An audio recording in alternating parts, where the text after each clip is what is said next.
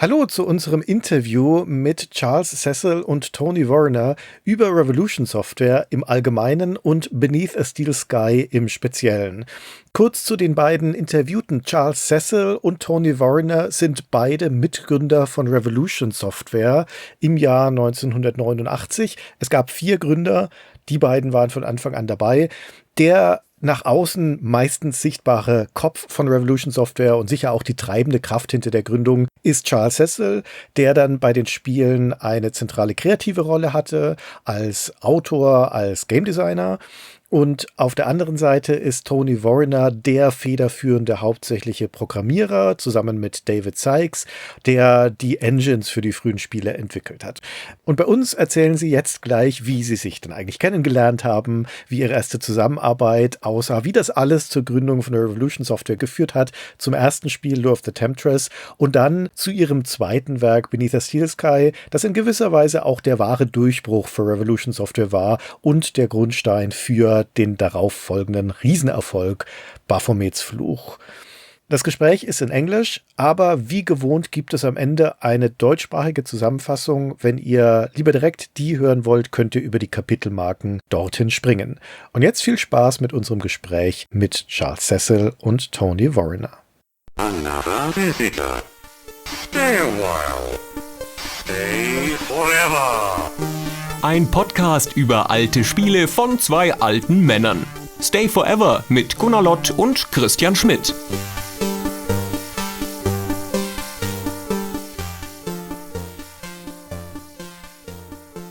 Hello Charles, hello Tony, hello Christian. Hi, what a pleasure to be here. Thank you for inviting us to be on your podcast. So we're sitting here with the founders of Revolution Software and we're going to talk about Beneath a Steel Sky. We'll start at the very beginning, so back in the 80s. You two had your first contact when you, Charles, worked at Arctic Computing in Brandisburton, of all places, and you, Tony, pitched the company a game. Let's explore that a little, first with Charles. So what were you doing at that company?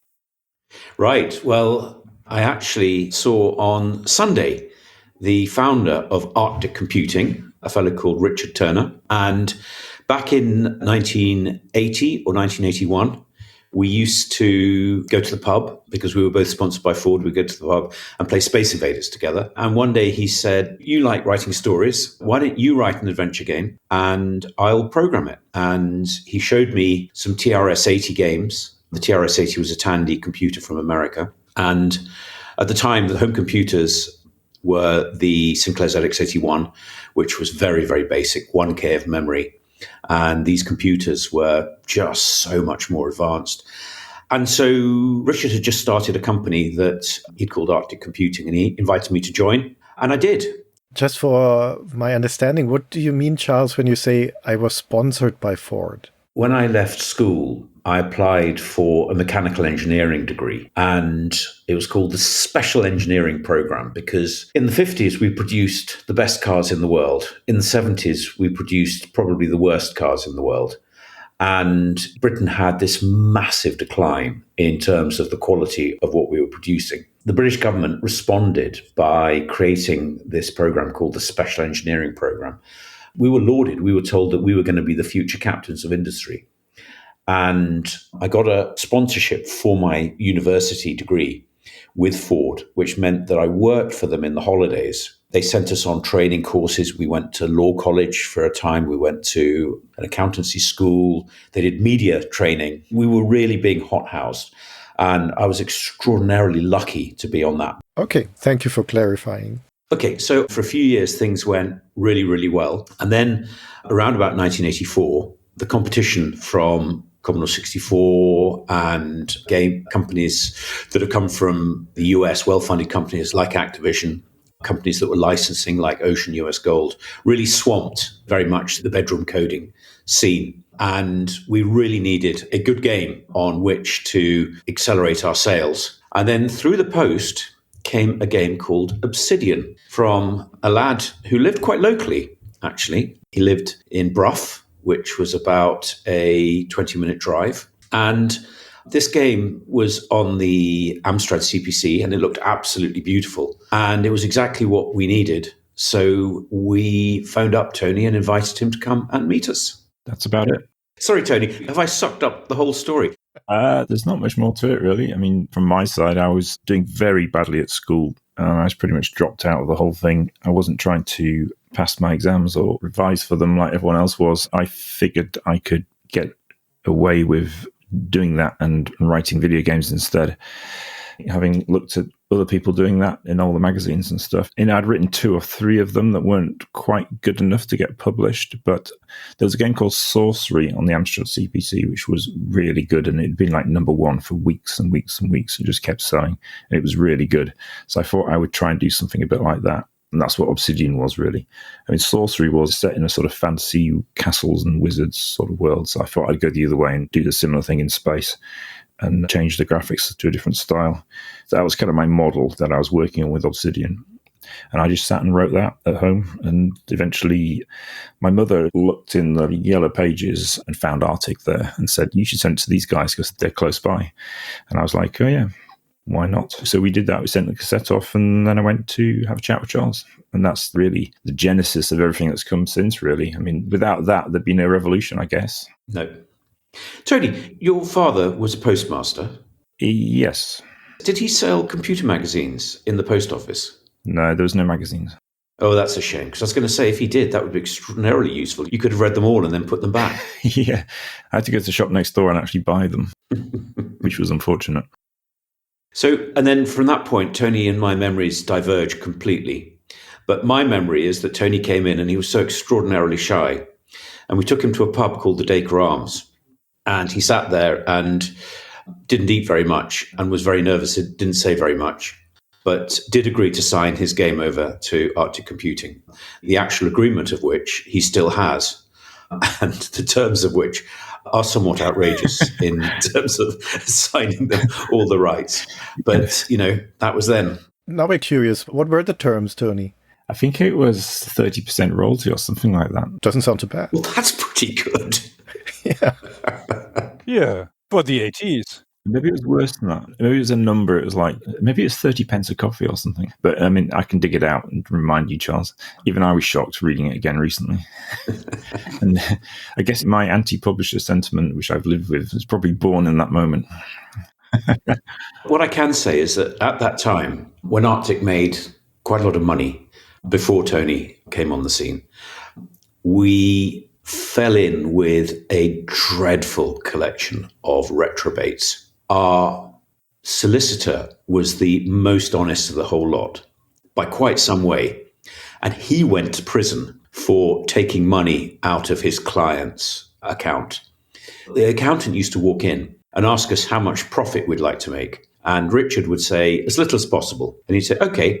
And that was the annual meeting.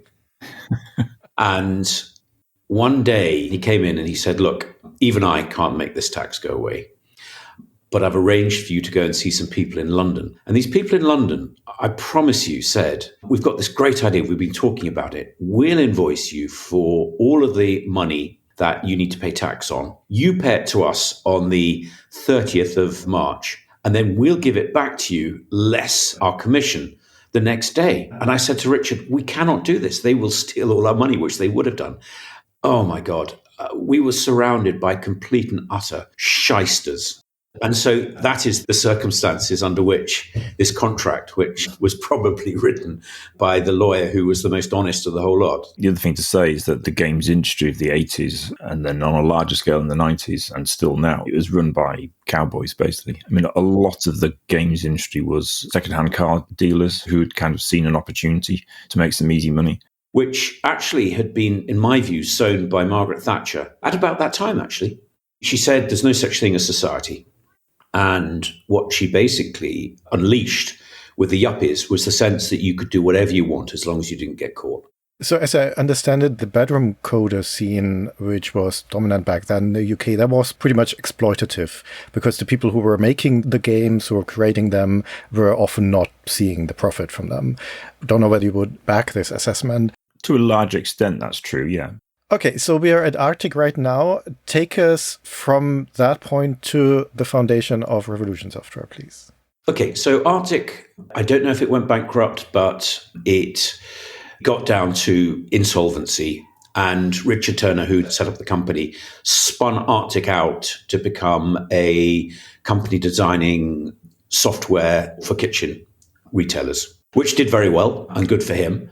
And at that point, there was nothing left of Arctic. And we'd got to meet a company at the time called US Gold, Jeff Brown and Tim Cheney, because we'd been approached by US Gold because they had the license for the 1986 World Cup, Mexico 86. And they wanted to write a game called World Cup Carnival. And they needed a football game as a base. And they had seriously run out of time. Now, they approached us, and Jeff Brown drove up to see us in his Ferrari Testarossa. And we said that there were more modern games. And Ocean, their sister publisher, had Matchday by John Rittman. It was a fantastic game. It was way better than the football game that we had. But nevertheless, they assured us that it had to be our game. So it wasn't a very good football game, I have to say, and it was not our finest moment. But we had a relationship with US Gold. So when Arctic closed down and pivoted towards kitchen software, I set up a development company that was converting games for US Gold. And, it was quite fun, but it was sort of interesting that in the UK, generally, we're really good at creating original video games. And whenever it gets tough, the publishers who are generally foreign tend to close down. And historically, the UK developers have then moved to work for hire, converting foreign games.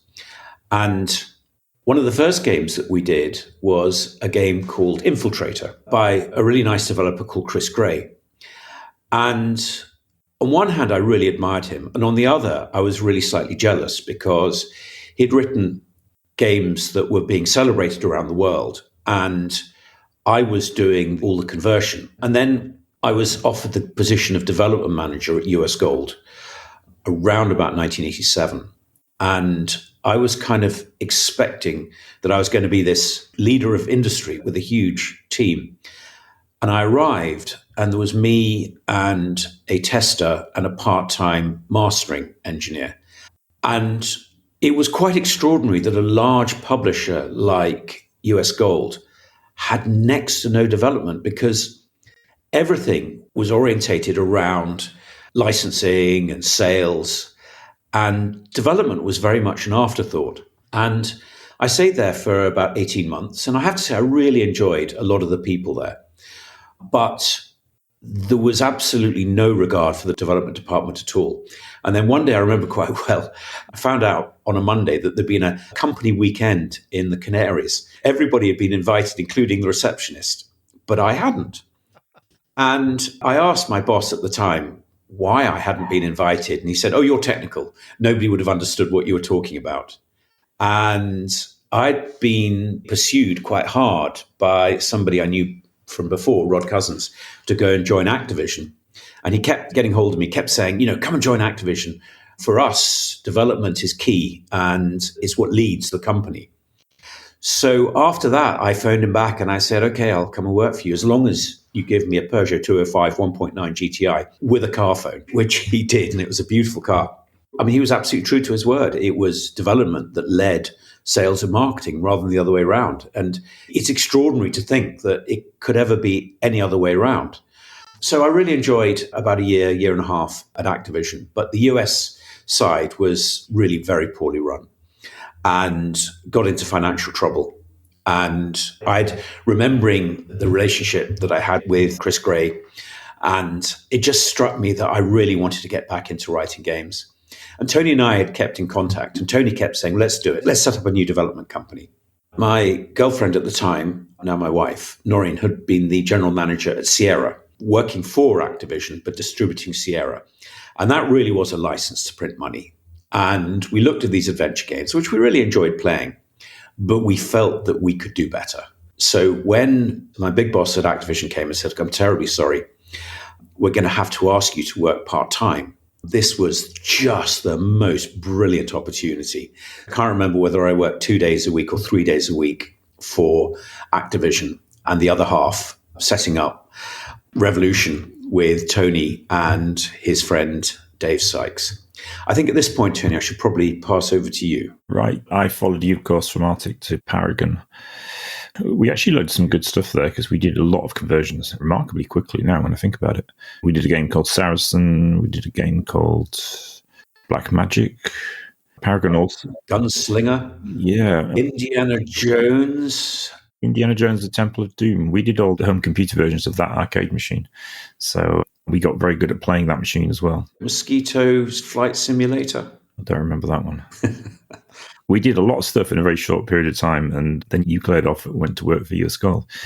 So I went off back to Hull and did a few games for Codemasters, and they were an interesting bunch at the time as well. So that was quite an experience. We did some games for them. I did a game called Deathstalker. My friend did a game called Ninja Massacre. I used to buy these games up on eBay, and they cost a fortune on eBay now. So they're almost too expensive to buy, which is astonishing as well. That takes me up to when Charles was amidst the end of Activision, and we all got together in Wales and said, what shall we do? Do you remember, Charles, we looked at Leisure Suit Larry on a PC you'd brought from Activision, and we played it, and we thought, can we do something better than that? And I guess that's where we thought of the idea of virtual theatre as well. Also Level 7. We need to give credit to Level 7. They were doing really innovative stuff at the time. I think you mean Level 9. I do mean Level 9, thank you. Yeah, they did some amazing things on 8-bit. I mean, they wrote a lot of very, very good games, things like Return to Eden, Worm in Paradise. I mean, they were absolute masterpieces, these games, and also technically very strong because they managed to fit considerably sized games into very small memory footprints of 8-bit machines. So they were very clever guys. And apparently they were looking at a similar thing to us as to how to move text adventures. You know, the question was, how do you move text adventures on? And Level 9, they probably looked at the same things that we did coming from America and concluded that a whole living world was a way to go. So they had a game called Raj, which we saw to show, and it appeared to be running characters around the world in the way that Virtual Theatre later did. And apparently, I spoke to someone who's interviewed them recently, and they're trying to find this game, and they can't remember how much of it was developed and how much of it was smoke and mirrors when we saw it at the show. That information might come to light soon, so it'd be interesting to find out about that. Did Raj ever publish, Tony? No. Well, this is the interesting thing. Raj turned into something else. So it was published, but the game that was published was no way related to what we saw at the show. Ah. They did publish a game called Champion of the Raj, and that was a kind of Cinemaware type game, if I remember correctly. Yeah, that's totally different from the Champion of Raj that Charles and I saw in London at the show. So it might yet be revealed exactly how far they'd got with that game as a sort of footnote in history, but it didn't come out in that form. But we got some of our ideas or some of our inspiration that we might be doing the right thing with what we were planning from seeing that demo, and that led us into Revolution. So in a way, the baton was handed from Level 9, who we admired greatly, to Revolution that sort of continued that line of thought with the adventure games. And what would the adventure game be next, which is what we tried to define with Lure of the Temptress. Yeah, it was quite clear also that what Sierra was doing was not really innovating at all. No. So the problem, particularly with King's Quest, was that, you know, it was King Graham of Daventry. And I mean, it's ludicrous. Daventry is near Luton Airport. It's where the jets dump their aerofuel before they land at Luton. It kind of made no sense. It took itself so seriously. And yet it was nonsense. That's one of the reasons why we felt that we could write more compelling stories and adventure games if we put a level of humor into it. And that was very much our objective. And so what then happened was that a fellow called Sean Brennan, who worked at Telecomsoft for Firebird and Rainbird, and before that had worked at a distributor that had bought Arctic software and had been quite favorable to us, a really good guy, took me out for lunch. He was now working for a company called Mirrorsoft. And Mirrorsoft was owned by Robert Maxwell. Robert Maxwell, of course, the father of Ghislaine Maxwell, and probably, almost certainly, the source of her wealth, and indeed Jeffrey Epstein's wealth as well, in that he had stolen money from the pension fund and magicked the money away. Anyway, this is a different debate that could go on, but Sean was working for Mirrorsoft, and he drove down to take me out for lunch and said, look, if you were to write a game, then we would be keen to support it, obviously subject to being approved. And this was the tipping point. This was the opportunity to break back from publishing into development and actually write our own games instead of this sort of treadmill of helping others, sorting out others and converting other people's games onto different platforms. It was then that we really got the bit between our teeth and decided that this was our opportunity and that Mirrorsoft offered a fantastic opportunity to set up a new company writing the next generation of adventure games. So yeah, Mirrorsoft, it was still criminals and spivs, but much higher level ones. For some of them, Tony, for some of them. Let's say the ultimate owners of Mirrorsoft were not the best people. No, indeed. So we were excited by the idea of writing a game where there was a continuous world. And we had no money whatsoever. We were working for virtually nothing. I was funding Tony and Dave a little bit, but they were being extraordinarily generous and they were throwing themselves in and getting very little money for it. I had a 386 PC that I was extraordinarily pleased with because it played fantastic. As well as playing adventure games, it also played flight simulators. Obviously very basic flight simulators, but they felt extraordinary at the time. And this was my pride and joy. And Revolution was started with this PC, which I gave to Tony and Dave, and an Amiga, and probably an ST as well. And we started off renting the very salubrious little office above a fruit shop. Now, Tony, would you like to describe how cold it got in the winter? It was extraordinarily cold. It was colder inside than it was outside, if that's possible. Too cold to open the windows. Charles was down in London, living the life of luxury, working for publishers and things like that. We were freezing in this tiny little office, so we begged Charles for some way to heat it. You did have fingerless gloves, though, Tony, to be fair. Yeah, that kept us going for a short time, but, we had to do something else. So Charles eventually bought us a gas heater. But then because there was no ventilation, we would find ourselves like almost losing consciousness because there was no actual oxygen in the room. So you had an option. You could go for warmth, but no oxygen, or die of hypothermia, but being able to breathe while you were dying. Yeah, but you could leave the fire on and open the window. Yeah, but then it was just too cold. All right. It was one or the other, really. It wasn't ideal. So Tony and Dave, working away, came up with this fantastic demo. We're talking about Lure of the Temptress now, of course. And the big day arrived. They had the characters walking around. They had the opportunity to string together. We loved the idea. Well, you can see that it had come from text adventures, the idea that you could string together a sentence from verbs and nouns that you knew about. It was really, really, really clever. I think there was a little bit of smoke and mirrors, but, that there always was in those days. There wasn't as much as there could have been. That's what I realized recently. We could have actually faked the whole thing, and it would have been considerably easier to get more or less the same output on the screen by faking it than the way we did it, which was to actually really write it properly. And these guys really did walk around the whole world, and the rooms did exist, and they were walking around things on rooms that you weren't seeing. So there was an awful lot going on in a very proper way that you were never aware of. We kind of could have done smoke and mirrors, Charles, but actually didn't. So... I take it all back. Just to reinforce a point here and to make certain that I understood it correctly, we're talking about the virtual theater engine right now. Yes. That's what you described. So sometimes games projects or creative projects start with a strong vision of the end product, of like a setting or a story that you want to tell or something like that. And some start with some kind of technological innovation. So what would it be for your game? Did you have a clear image in mind of what the game was going to be? Or did you start with experimenting with what would become virtual theater? It was kind of both, really. We were looking for a creative edge, and that was Charles's field, really. And then Dave and I were working on this engine that was going to deliver a technology set that was ahead of what the American games we were seeing were doing. So it was like technology on one side and Charles's design on the other. And we were looking to advance on both. But also, of course, the features that engine provided would be something we would give to Charles, and he would then design around that feature set. So the two were sort of intertwined, which is the way good games are written, really. It's here are the features and here's the design and what can feed off the other, Tony and Dave were brilliant, are brilliant.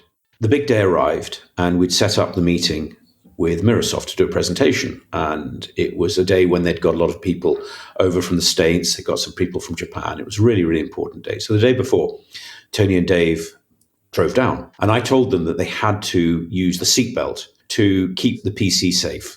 So the PC, my pride and joy, was actually put into the seatbelt on the back seat so that whatever happened, it would be safe.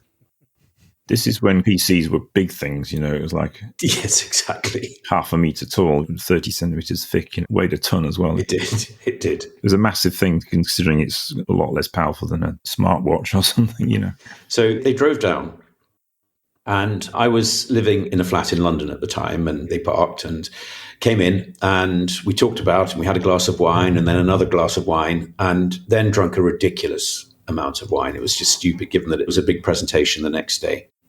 And then I got up the next morning feeling a little bit hungover, look out of the window. And in those days, there was a lot of theft from cars of radios. And I saw that Tony's window had been smashed in. And I went, oh no.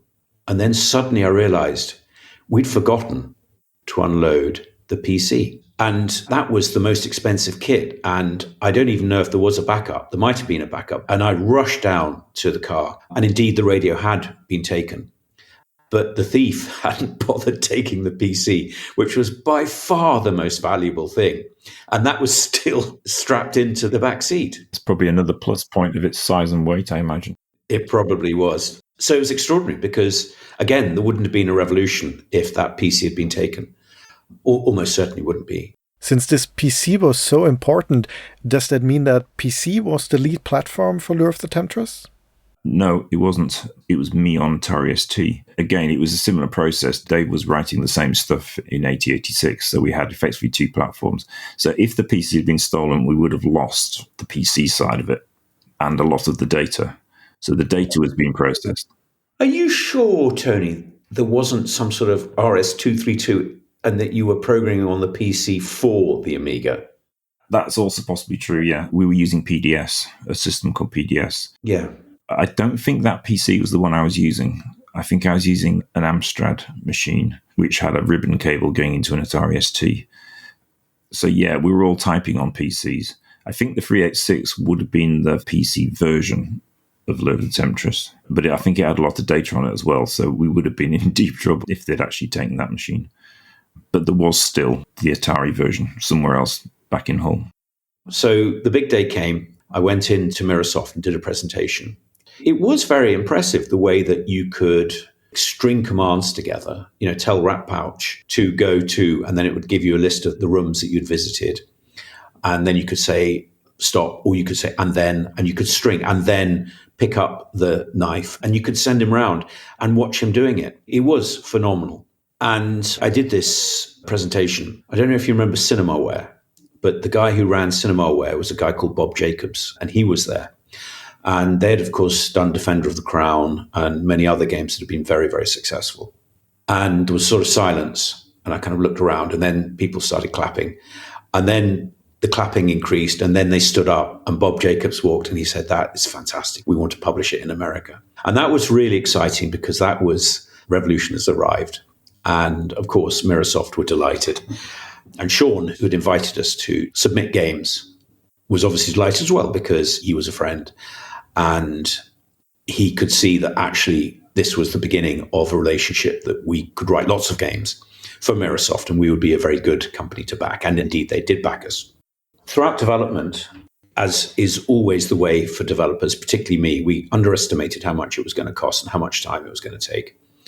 And we reached the point where we were due to deliver. One of the things that Revolution, I think all of us believed, was that during the 80s, the way that women had been depicted in video games was really disgusting. It was really shockingly puerile.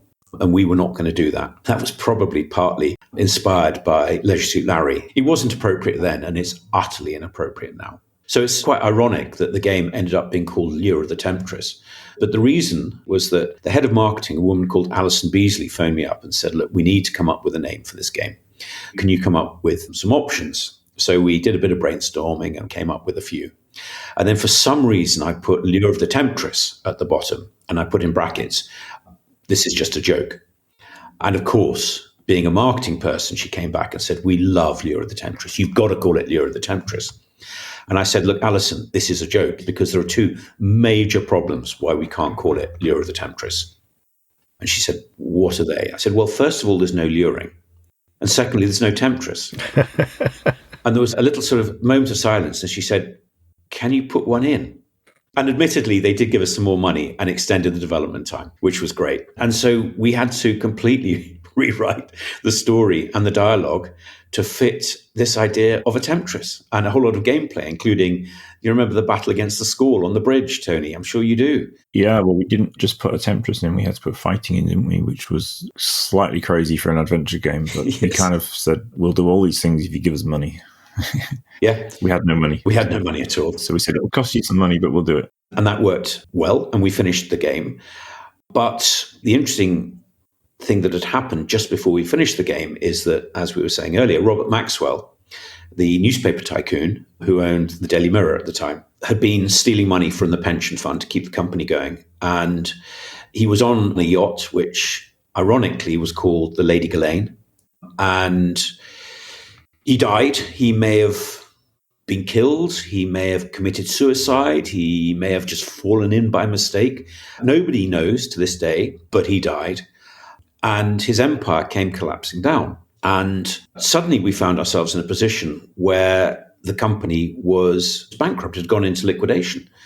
Now, we had a contract that was very one-sided with Microsoft, but one of the terms was that if either party goes into liquidation, then the other party can terminate. So we terminated because the company didn't really exist anymore. We thought we got the rights back. But then Acclaim, who had some really dodgy people, I have to say, particularly in the US, bought the company for next to nothing and then came after all of the developers and said, we don't accept your termination. And they sent a fax. And in the fax, there were two boxes, one which said, we accept your claim and you can publish the game. We don't accept it. And we, of course, ticked, we don't accept it, and faxed it back. And one of the great moments is that a much more punky group than us, called the Bitmap Brothers, put a third box and wrote, fuck off. And they ticked it and faxed that back. And I so admire that, because basically the guys in America that ran Acclaim, they were trying to bully us. And the point was that we were absolutely in the right. And it all got a bit messy for a bit. But while Peter Bellotta, who was the managing director, went to Acclaim to try and then rebuild it, Sean Brennan went to Virgin Interactive, and we decided that we would love to continue working with Sean.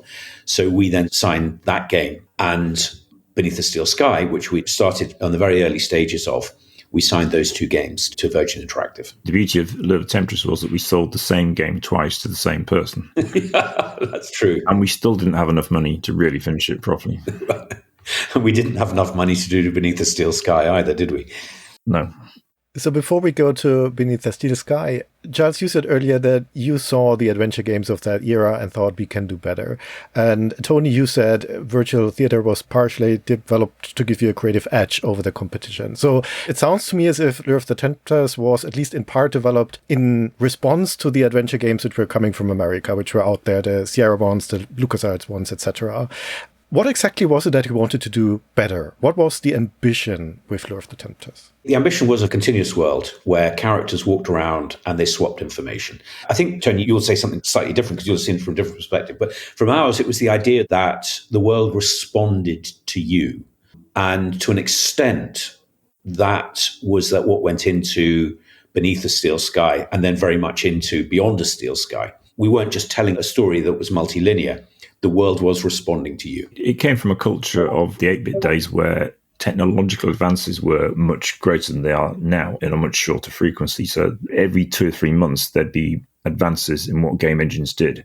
You know, if you look at the 8-bit games across like 3 or 4 years when they were very strong, you'd read a magazine and go, how did they do that? And you'd see something that was just better than previous 3 months worth of games. There was technical innovation, an enormous rate.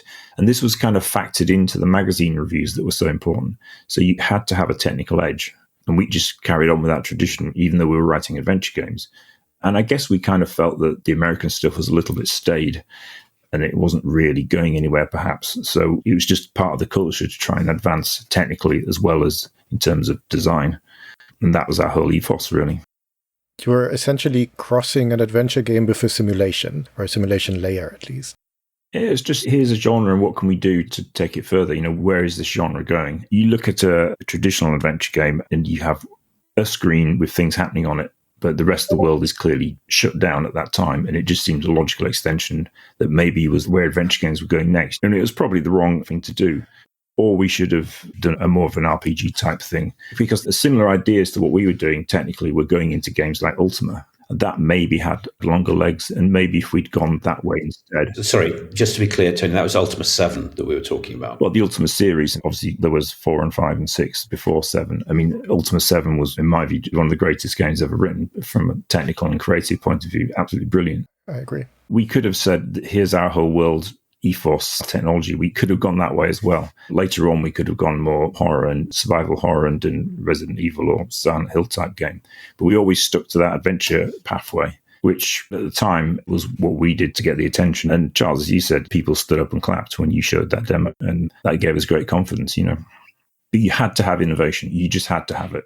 Were you like hotshots, the next big thing in this genre? So that publishers were like, oh, I got to sign these? Or was it more like on the merits of the one game and the rest was connection and relationships you already had from other companies? I think we were hot shots for a very short period of time at the end of Beneath a Steel Sky, which people loved and got great reviews. And it was a great game, groundbreaking in its own way. I think at the end of that game, our reputation went sky high. And at the same time, the genre was declining, Sierra were declining, but LucasArts were riding high with Monkey Island. And Virgin Interactive looked at what we'd done with Steel Sky on a relatively tight budget. I mean, a crazy tight budget, really. It was less than was actually needed to write that game, and we somehow did it. And at that moment, they said, we can fund these guys properly this time and go up against LucasArts. And they funded us properly after that. And the game we wrote, of course, was Broken Sword, which was the measure of Monkey Island, I would think. How well did Lure of the Temptress do, and what was Revolution's situation after that first game? Oh, Lure of the Temptress sold very well, and it got probably an average of 94, 95%. It saw very, very well received. It sold well in Europe, didn't do particularly well in the US. It was published by Konami, but Virgin were thrilled. But because of this sort of messing around with Microsoft, we had already started on Beneath the Steel Sky, and we had already pitched it to Sean, and Sean had already signed it off. So there was this sort of overlap based on the success and the way that Lure of the Temptress was received and the way that it sold. We were able to pretty much dovetail straight into Beneath the Steel Sky. But we should also add, we never earned royalties from Lure of the Temptress. I would have thought nothing significant. There was never big royalty checks coming through. We were always living on development advances. Yeah, because there's always that 20% rule, which everybody applied. All the publishers applied. It was ludicrous. But the problem was, as Tony said earlier, there were too many developers really keen and enthusiastic to make games, and too few publishers, because obviously at retail, which is the only way you could distribute games in those days, there was a limited number of slots. They were carved out between the publishers, and the publishers had many more developers trying to pitch them games than there were slots available. So all the power was in the hand of the publishers. How did the company look like after Lure of the Temptress when you were starting with Beneath the Steel Sky? You must have been more than the original 4 people by now. You must have had artists. So how many mouths were there to feed for this company? Well, I think we can count them, can't we? 8, 9, 10? I would say less. We set up in Hull, which is a fine city on the east coast of England, and we put an advert in the Hull Daily Mail for animators, and a fellow called Steve Oates applied. And he was a fabulous animator. And we kind of just assumed that the world was full of fabulous animators because Steve just lived around the corner and he was brilliant. So why wouldn't there be brilliant people all over the place? A fellow called Adam Tween working on our backgrounds. I get 8. So then there was Dave Cummins, who was a brilliant writer, very, very dry humor, and a lot of the game character for all of our early games came from him. And actually the fact that I was trying to write more serious stories and he was subverting them, kind of fought like cats and dogs. But a lot of that came from this sort of tension between the humor and the seriousness. And then, of course, Dave, who was there, and Stevens joined at that stage. I think he came during Beneath the Steel Sky. Possibly. He's in the credits at least. Yeah. So isn't there 4 plus Steve plus Adam Tween plus Dave Cummins? Isn't that 7, isn't it? Who am I forgetting? Okay, us 4. Dave Cummins, Adam Tween, Steve Oates, Maybe. Yeah, maybe 7. Okay, I counted 8 earlier, but you might be right. 7 or 8. You get roughly what we're saying. Yeah. I mean, it was very small. We'd actually moved very upmarket at this point. We'd moved from the fruit shop. Oh, actually, no, we'd moved to Warehouse 13, a really nice little flat that later got rented out, busted by the police, because after we moved out, it turned into a whorehouse. Wasn't that right, Tony? Yeah, that's exactly right. It was a massage place. Oh, was it? Oh, sorry. A massage parlor. But it wasn't a massage parlor in our day. It was a development hub for Beneath the Steel Sky and Lyra the Temptress. Yeah. And why did we move out of there? Because we then moved to Ferrens Way. No, we moved upstairs to flat 31, which was bigger. Yeah. And that was a really nice apartment. And then we moved to a sort of 1950s office above a fruit machine arcade. And it was all rather grotty. I can't quite work out why we went from the luxury of Warehouse 13 to the rather grotty arcade. Well, it was slightly bigger and it was still quite cheap. It was very cheap. It was above basically the epicenter of all the crime occurring in Hull, really, I think. It was the meeting point of all crime, with us above it writing Beneath the Steel Sky. Indeed. The very center, the very core was the arcade, as in fruit machine arcade, where it was full of pregnant mothers smoking and pushing their pushchairs, and they'd be pumping their money into the fruit machines. And there was a little counter at the end where they sold what in England we'd call a bacon butty.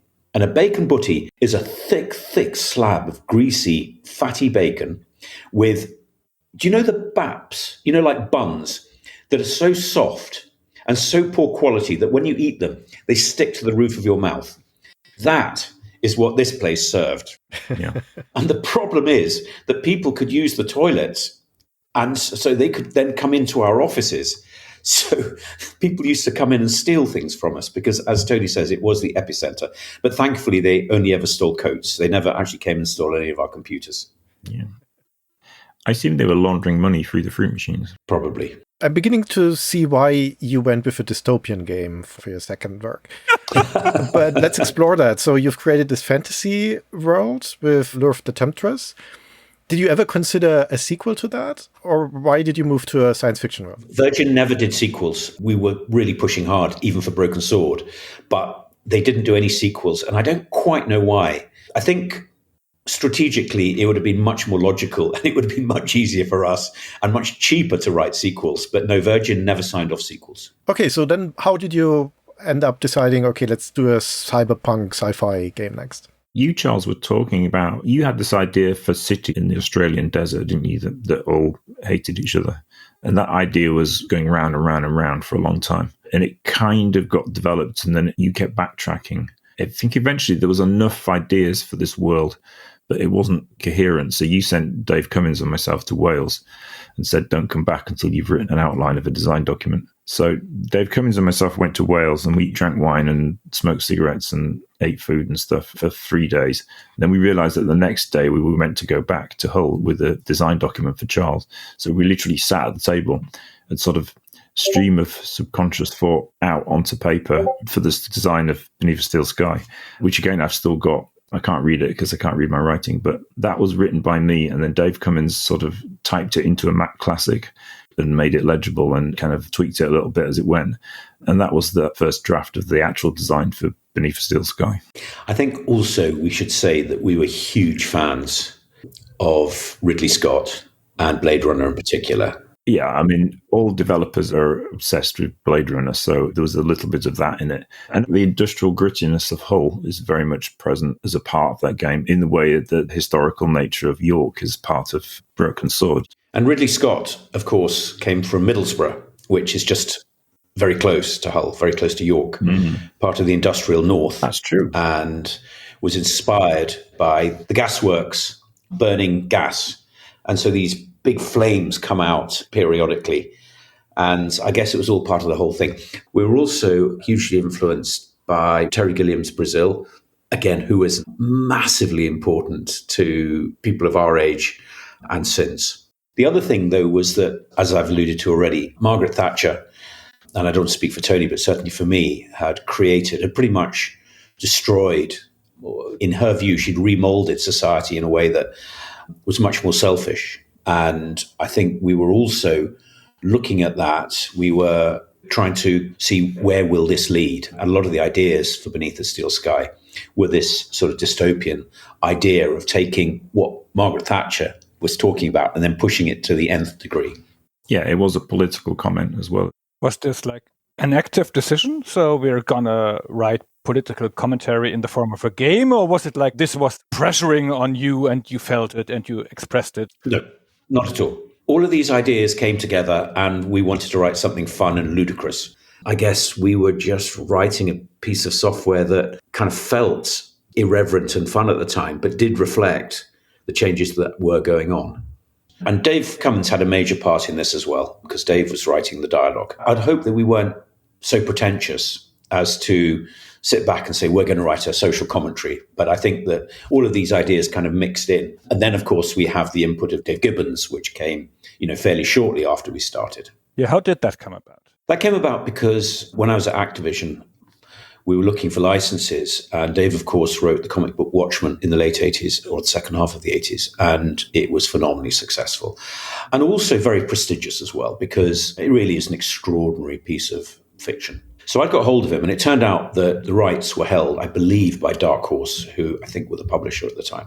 But we kind of kept in contact. And one of the problems, and this is a little bit pretentious, but please bear with me, with any game, is that unlike a linear medium, you have to create an empathetic bond with the protagonist pretty much from the beginning. And you need to create the reason and the motivation to go into the game, because it's an active puzzle solving rather than a passive journey that takes you through. And for Lure of the Temptress, we had a beautiful intro cutscene, but it didn't really do all that much. And it struck me that actually, if you could have a comic book instead of an intro, the comic book could very powerfully create the inciting incident, convey the character, big character, looking beautiful, looking very dramatic. And then when you saw little pixelated characters in the game itself, of course, the player would associate the character they saw in the game with the comic book. And it just felt like a perfect relationship. And so I went back to Dave, and in the same way as when I went to Barrington for Broken Sword.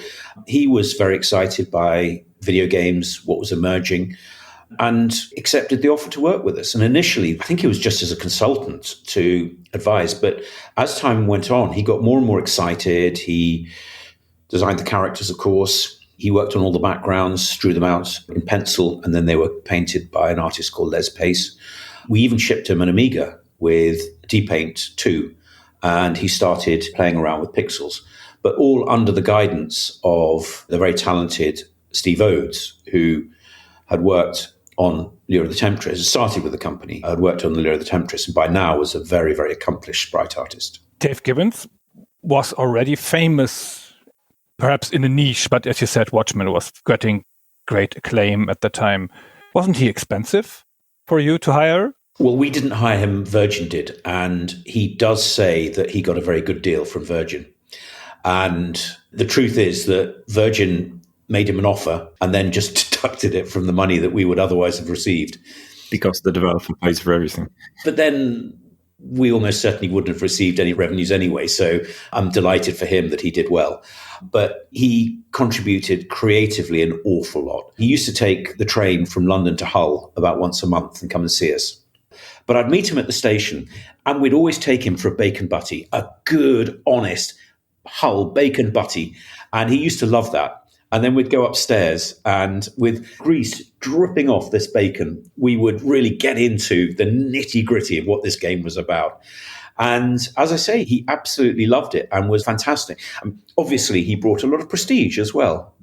And I remember quite well when we went to see Future Publishing, which was the big UK publishing house at that time. The head of PR at Virgin, a fantastic woman called Danielle Woodyat, who's still doing it. But she kind of told Dave, she said, look, this is really important. And she started coaching him on what he should say and about the game. And of course, we walk in, and the first thing that happens is everybody gets a copy of Watchmen from under the desk and gets him to sign it. And she had absolutely no idea Although he does tell a wonderful story. He was asked by Virgin to do a book signing. And so he turned up and there was nobody there because they hadn't publicized it. And he sat by himself with a bunch of games until eventually, after half an hour, somebody took pity on him and walked over and asked him who he was and what the game was and bought a copy, got him to sign it. And at that point, Dave decided that enough was enough. So first and foremost, he offered an enormous amount creatively, but also he brought great prestige. I mean, when we did Beyond the Steel Sky, I went to the New York Comic Con, and this was 10 years ago, just before COVID. But I remember going into Times Square, and it was at the time when HBO had just released the telly series of Watchmen. And in Times Square, all the digital billboards had his artwork from the 1980s. It was absolutely phenomenal. I'm not sure if I was more impressed or more jealous, but there was an awful lot of both. I would also say, though, back in early 90s, the prestige that Dave had from Watchmen probably was more like ours from things like Broken Sword now. It grows over the years. And I think in those days, a lot of the comic people were looking at video games and they were not necessarily very happy in the comic industry, where I think it's probably quite hard to make any money despite creative satisfaction. I don't think it was financially a great thing. So they were looking at video games as quite a serious thing that they should maybe be doing. So I think for Dave, he was seeing us as maybe a gateway into games. So essentially, Lure of the Temptress has been released, has been successful, and you were looking at developing the next game, which turns out to be Beneath the Steel Sky. So in terms of design, Beneath the Steel Sky differs from Lure of the Temptress in several regards, not just the scenario, but also in terms of game mechanics. So I wonder, did you look at Lure of the Temptress and identify things which you wanted to change? Stuff that worked, stuff that maybe didn't work? What we found on Lure of the Temptress is that the whole virtual theatre system, in theory, worked really, really well and was very, very clever. In practice, it was really difficult to design puzzles that made the most of it.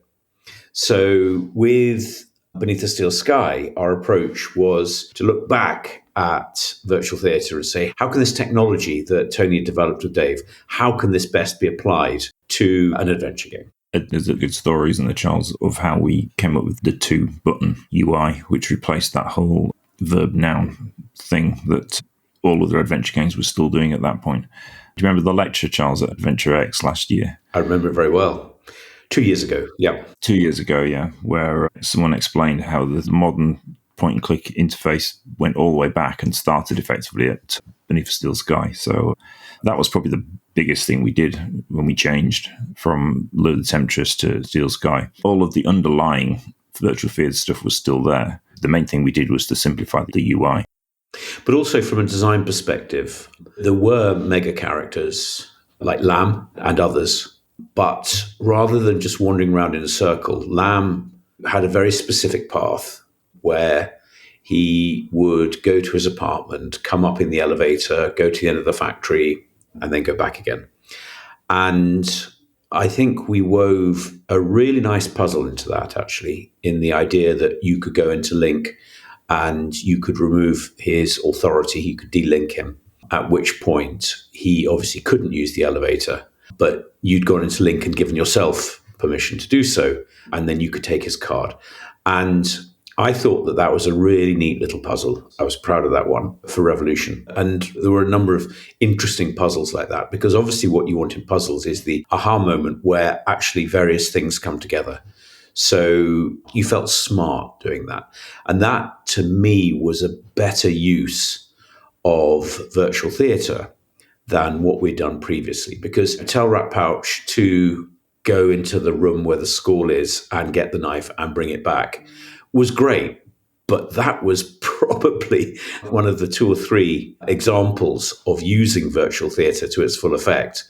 And I think once you come out of the cell, there are very, very few examples. Yeah. The other thing was that it was effectively a programming language, so we put a robot into Steel Sky, which was far more appropriate for that way of working. Go somewhere, do this, and come back. I mean, programming a robot was much better than Rat Pouch. Though that's one of the things which basically are gone from Beneath the Steel Sky. Yeah. The relatively complex system of instructions that you could give to Rat Pouch, that doesn't exist anymore in Beneath the Steel Sky. With Joey, it's more like you speak with him and give him a direct order in the dialogue menu. Yeah. So there's still the element of commanding Joey to do something, but it's not with a kind of a construction set. True. We could have kept that and done a robot programming game, but we went more traditional adventure, I guess. The commands were said through speech instead. The underlying tech was the same, but the UI was simplified, yeah. Let's stick with the controls for a second. It's very effective in Beneath the Steel Sky. But what prompted you to change the system that you had in Lure of the Temptress? Yeah, I mean, to give credit where credit's due, it wasn't us. We had a meeting with our producer, Simon Jeffrey, and we looked at the UI. He basically said, why are you doing the whole verb-noun palette that all these games use? Why don't you just get rid of it? All you need is an action and an examine. He said, that's all you need. And we kind of looked at it and went, yeah, you're kind of right. And we switched it at that point. And that was the birth of the modern point-and-click UI. It's quite a significant moment. So those were in the days, Tony, certainly a lot of the people at Virgin, it was great working with them because they had some fantastic people and they were very excited by the games we were writing. Yeah. And they'd come up and see us and sit down and really kind of get into the nitty-gritty of how the games worked. And you're right, it really felt like a partnership. The relationship, as we were saying earlier, between developers and publishers changed quite considerably. But certainly for a time, there was this sort of sense that we were working in partnership with each other. And that was a good example of developers and publishers actually working together for the greater good. Also, with big shout out to Simon Jeffrey, also to Martin Spies, who was the head of marketing at the German office. He'd come and fly over and spend 3 days with us and look at the games and talk and really get a sense of what the game was and how we could work together and what the marketing approach would be. Sarah Ewing as well. She was our product manager. Sean Brennan, of course. It really felt like a partnership. It was really good. Was this a lucky coincidence that at Virgin you had some people who were genuinely interested in the games? Or was this a phase in the industry where publishers getting more into understanding the games and not just pushing crates? Interesting idea. What an interesting question. I think it probably wasn't coincidence, really. That initial team at Virgin were put together specifically because the people were good. They were all interested in the games. So they must have been hired because they were interested in the games. Yeah, the story I tell of Martin Alper, the reason he made such good decisions was because he'd never played a video game before. It was quite a mix. I have to say, I think that the European office generally was very good and the American office generally wasn't. That's probably the most subtle way of saying it. Yeah, and it wasn't just us. At the same time, they were producing games by people like Sensible Software, which were also very good in a different genre. I mean, I'm working with Stu Cambridge now, and we realized that we were sharing producers at the same time. So when Revolution was doing great stuff, so was Sensible Software, and we all shared the same publisher and producers. So all of the right people in the right places. You already told us how the setting for Beneath the Steel Sky came to be. Now, I think the tone of Beneath the Steel Sky is quite interesting because the framing is that of a dystopian society, which is very much stratified, and there's elements of a police state, there is central control, there is this computer system trying to replace human beings. I guess that would warrant calling this a dystopian setting. However, when you play Beneath the Steel Sky, it actually doesn't feel like it. It's not very oppressive in a sense. You're not confronted with a lot of events that would be oppressive or dystopian. And actually, it has quite a lot of humor. So Beneath the Steel Sky balances these two elements. And I wonder how this came to be, because that's quite unusual. Well, the scriptwriter, Dave Cummins, who was very, very bright, very clever, a fair bit older than us, very angry inside, as is so often the case. They say that John Cleese is very, very angry inside. Often comics are very angry inside. And that anger took this sense of often a very dark humor. But what I loved about the way that Dave Cummins wrote was that he would write humor around situations rather than writing dialogue, which was a joke. And that meant that instead of a joke being set up and then slapping you around the face and saying, I'm being funny, you would read it and you might have passed. And then you went, did that really happen? So Dave Cummins, I think, takes a lot of the credit for that humor. I mean, when we're writing the story, I mean, Tony, you'd probably agree with this. The story itself was meant to be dark, and it was dark. And then Dave wrote this crazy humor. But I think he got the tone absolutely right because it carried along a dark story, but with really humorous situations. The humor was situational, and Foster is an outsider. He is the player. You project yourself into Foster, and Foster comes into these extraordinary situations which are ludicrous. And the reason that it works is because that is the ludicrous situation that you would have experienced if you had gone into that circumstance yourself. I was just going to say the cake was very dark and the icing on top was the humour. Simple as that, really. That works extremely well for us. Broken Sword is not such a dark world, but the same line humour was carried across. And that's why people love George, I think. Yeah. George, it was an extension of that writing style. How did Dave Cummins come on board? So when I was at Activision in the 80s, late 80s, Dave was the head of test. He was very bright, very troubled. And he used to be very well organized, but he'd write test reports, beautifully written, handwritten. And those test reports were often much better written than the games that he was writing about. And at Activision, we published a pretty mediocre text adventure. And I remember reading Dave's test report, and it was quite clear that he was infinitely better as a writer than the person who'd actually written this adventure. At Activision, the European side was actually very, very efficient and good, and the American side were absolutely dreadful. And they went bankrupt. They'd bought Infocom, for example, and rather than doing anything with it, they'd put Infocom into a little corner somewhere and told them that they really didn't like their games very much at all. But anyway, so Dave was the head of test, and the company collapsed.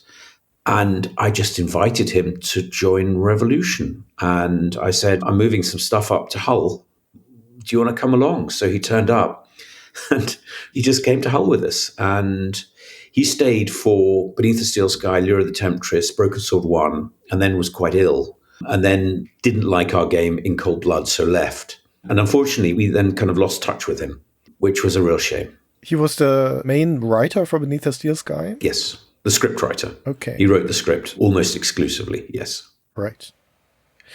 Since we've been speaking about the tone and we've established that the setting is a dark one of the things which I find quite striking about Beneath the Steel Sky is that it's at times surprisingly violent. For instance, in the first hour, we're witnessing Reich being bisected by a laser. You see the spilling out and the blood, etc. So it's quite an explicit scene. Very unusual for adventure games of that era. I wonder, why is that in the game? Were you trying to be provocative? It's kind of funny as well, though. It is funny. The other thing is, Tony and I are talking about this, but we had a brilliant team. We talked about Dave Cummins. Steve Oates was the animator. We said to him, Wright needs to be shot. And Steve came up with that. That's just what he drew, yeah. And we looked at it and thought, that's brilliant. And what was really refreshing about having such a small team is that everybody bought into the vision and then brought their own elements, whether it be Dave or Steve or Dave Gibbons for the backgrounds. And as a small team, everybody brought ideas and just put them in. And that's one of the reasons why it works, and one of the reasons why it feels a little bit haphazard, because different people thought different things. But I think it worked as a whole. The important thing to know about Steel Sky is it wasn't meticulously planned in any way or form. It was just a bunch of people working on it to a fairly loose outline. There was an outline of a design, and then everyone just did their thing, is the way to think of that. And it just came together. So the graphics are what Steve drew. The script is what Dave wrote.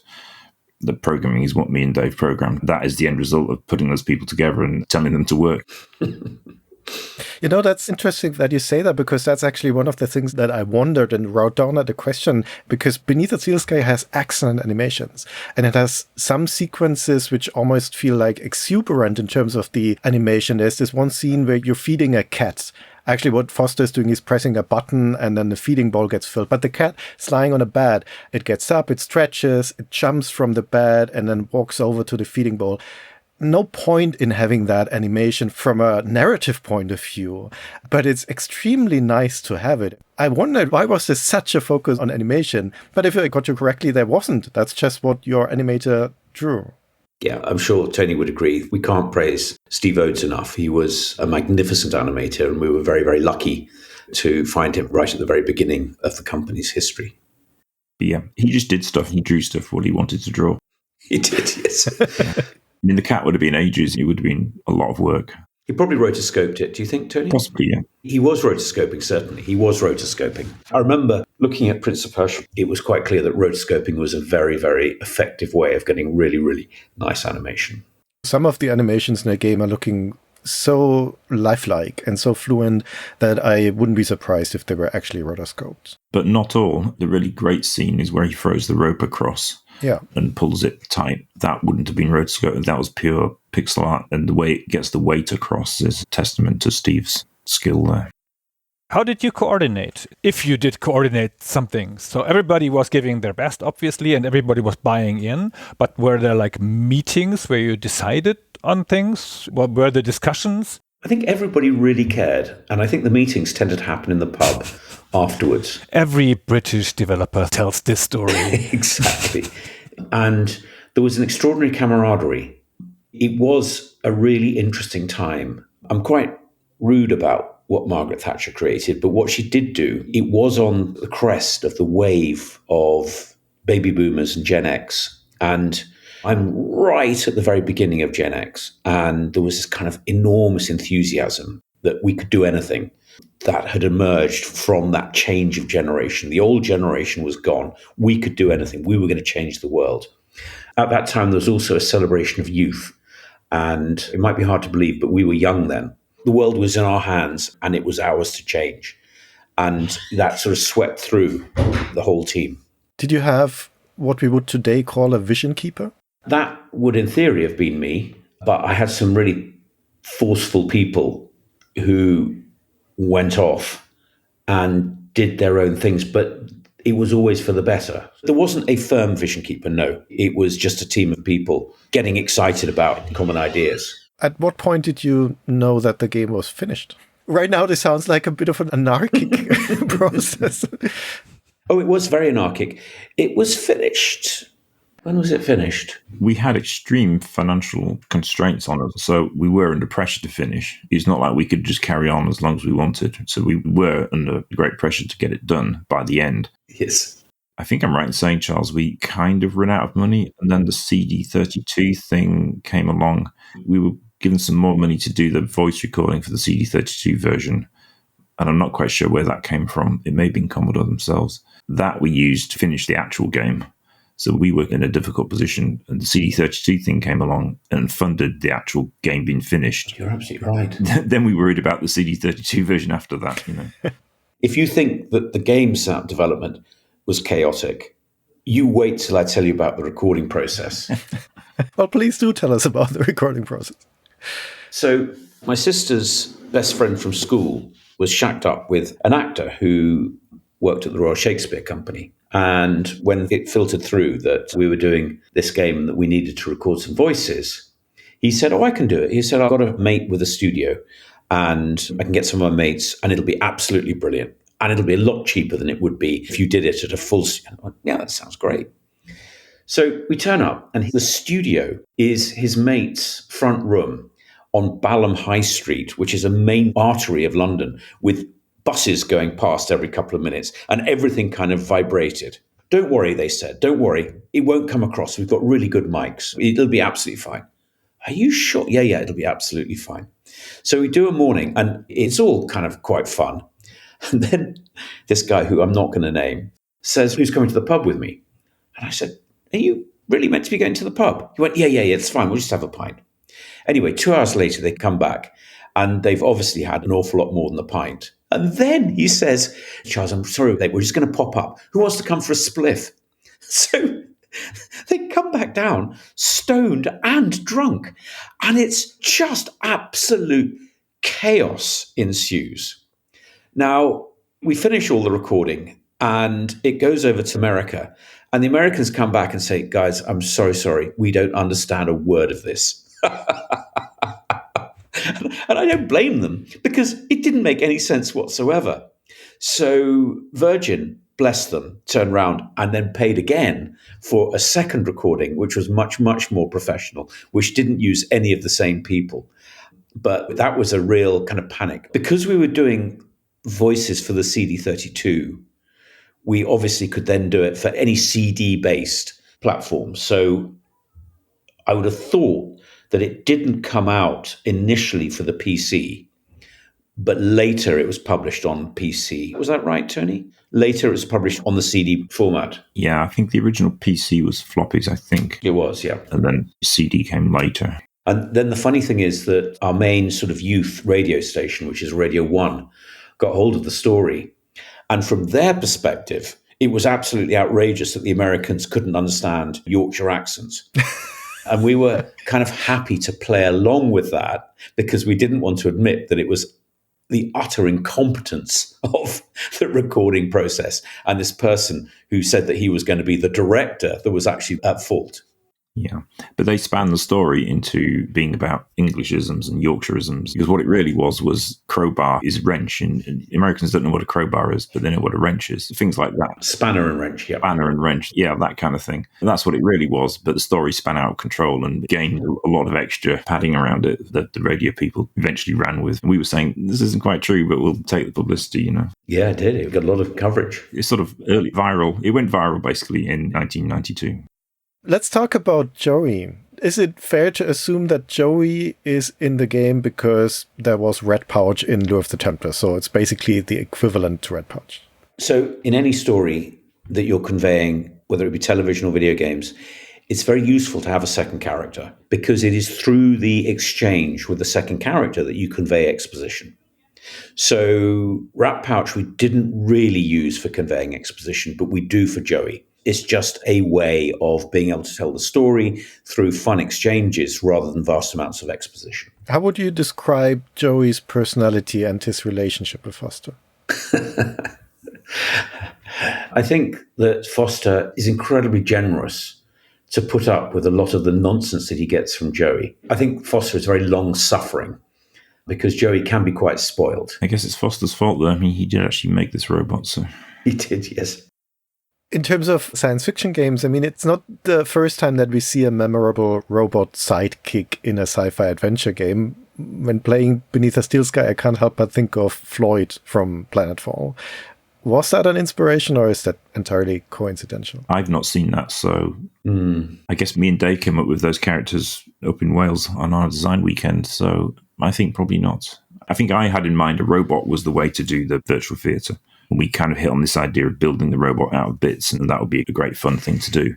It's because at one point the robot was going to be customizable, wasn't it? Probably. And I guess one point. It is customizable. Of course it is, because you put the welding thing on. Yeah. So the idea was always to be able to build it up in power. Joey then responds to that because he gets very excited that he has this new power. So yeah, but I don't know anything about Planetfall. Fair enough. Speaking of the virtual theater, did I understand you correctly, Tony, that the virtual theater system that you built for Lure of the Temptress is essentially the base for Beneath a Steel Sky in its entirety as well, and there's just some things are not visible anymore? Yeah, it was 99% new code, but the principles were all there. So there was nothing that the Steel Sky engine couldn't do that the earlier one could. We just used it differently, yeah. But you wrote it from scratch? Yeah, I think it was a new engine. Why? Good question. Good question. Tony would always come to me at the beginning of every project and say, I'm going to rewrite it from scratch because it's going to be better. And I'd always say to him, Tony, can't you modularize it? And Tony would always say, well, no, because it'll be better if it starts from scratch. Well, it was a lot better. In what way was it better from your point of view? Well, the problem is when you're writing a game to a very loose spec, you end up with an engine that's sort of quite ragged around the edges because it never knows exactly what it's going to have to do. So you end up with lots of extra bits tacked on the side. And some of them look more important than others. So when you finish a game, you've got an engine that it's functioning, but it's a bit of a mess because it's been through the whole development process and it's got this, that, and the other put in it. And you kind of then look and say, well, these bits could be rewritten a lot more efficiently because they're being used over and over, so you can customize them. So that kind of modularization that Charles is talking about does happen because you can kind of rationalize bits of it from the previous game and do them better, and then bits that aren't used very much at all maybe got too much attention in the previous engine, so you kind of demote that functionality. So you end up with a better balanced engine the second time around. So that would be my argument for starting the code up again. In the way that something like Windows, it's layer upon layer upon layer upon layer, and it gets less and less stable as it goes on. What you actually want is code base that gets smaller rather than larger. As a programmer, you always want to start over and fix everything that went wrong the previous time.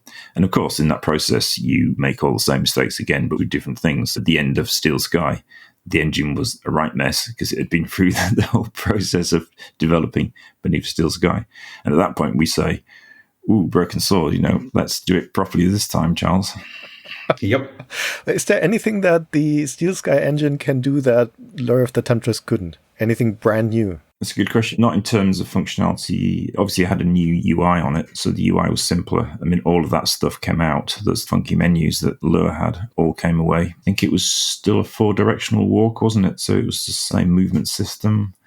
It's a bigger game, so it's got much more data that it had to handle. That was a weakness, really. It got a bit difficult to handle all of the assets, I suppose. And we didn't really have the tools for it that it should have had. Later, we realized at the end of Beneath Steel Sky, we needed better tools. We needed a project management tool that held all the assets and built all the data for us.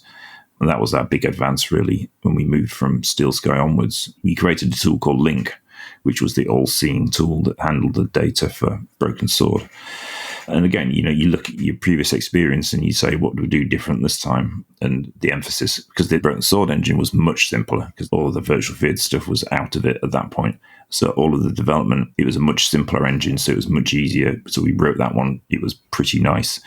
And the big development effort was in the tool side of things with Broken Sword. And then later, Broken Sword 2, the engine was not that much different at all. It was just refined a little bit. It had slightly better rendering. We did it like an anti-alias thing to make the sprites nice.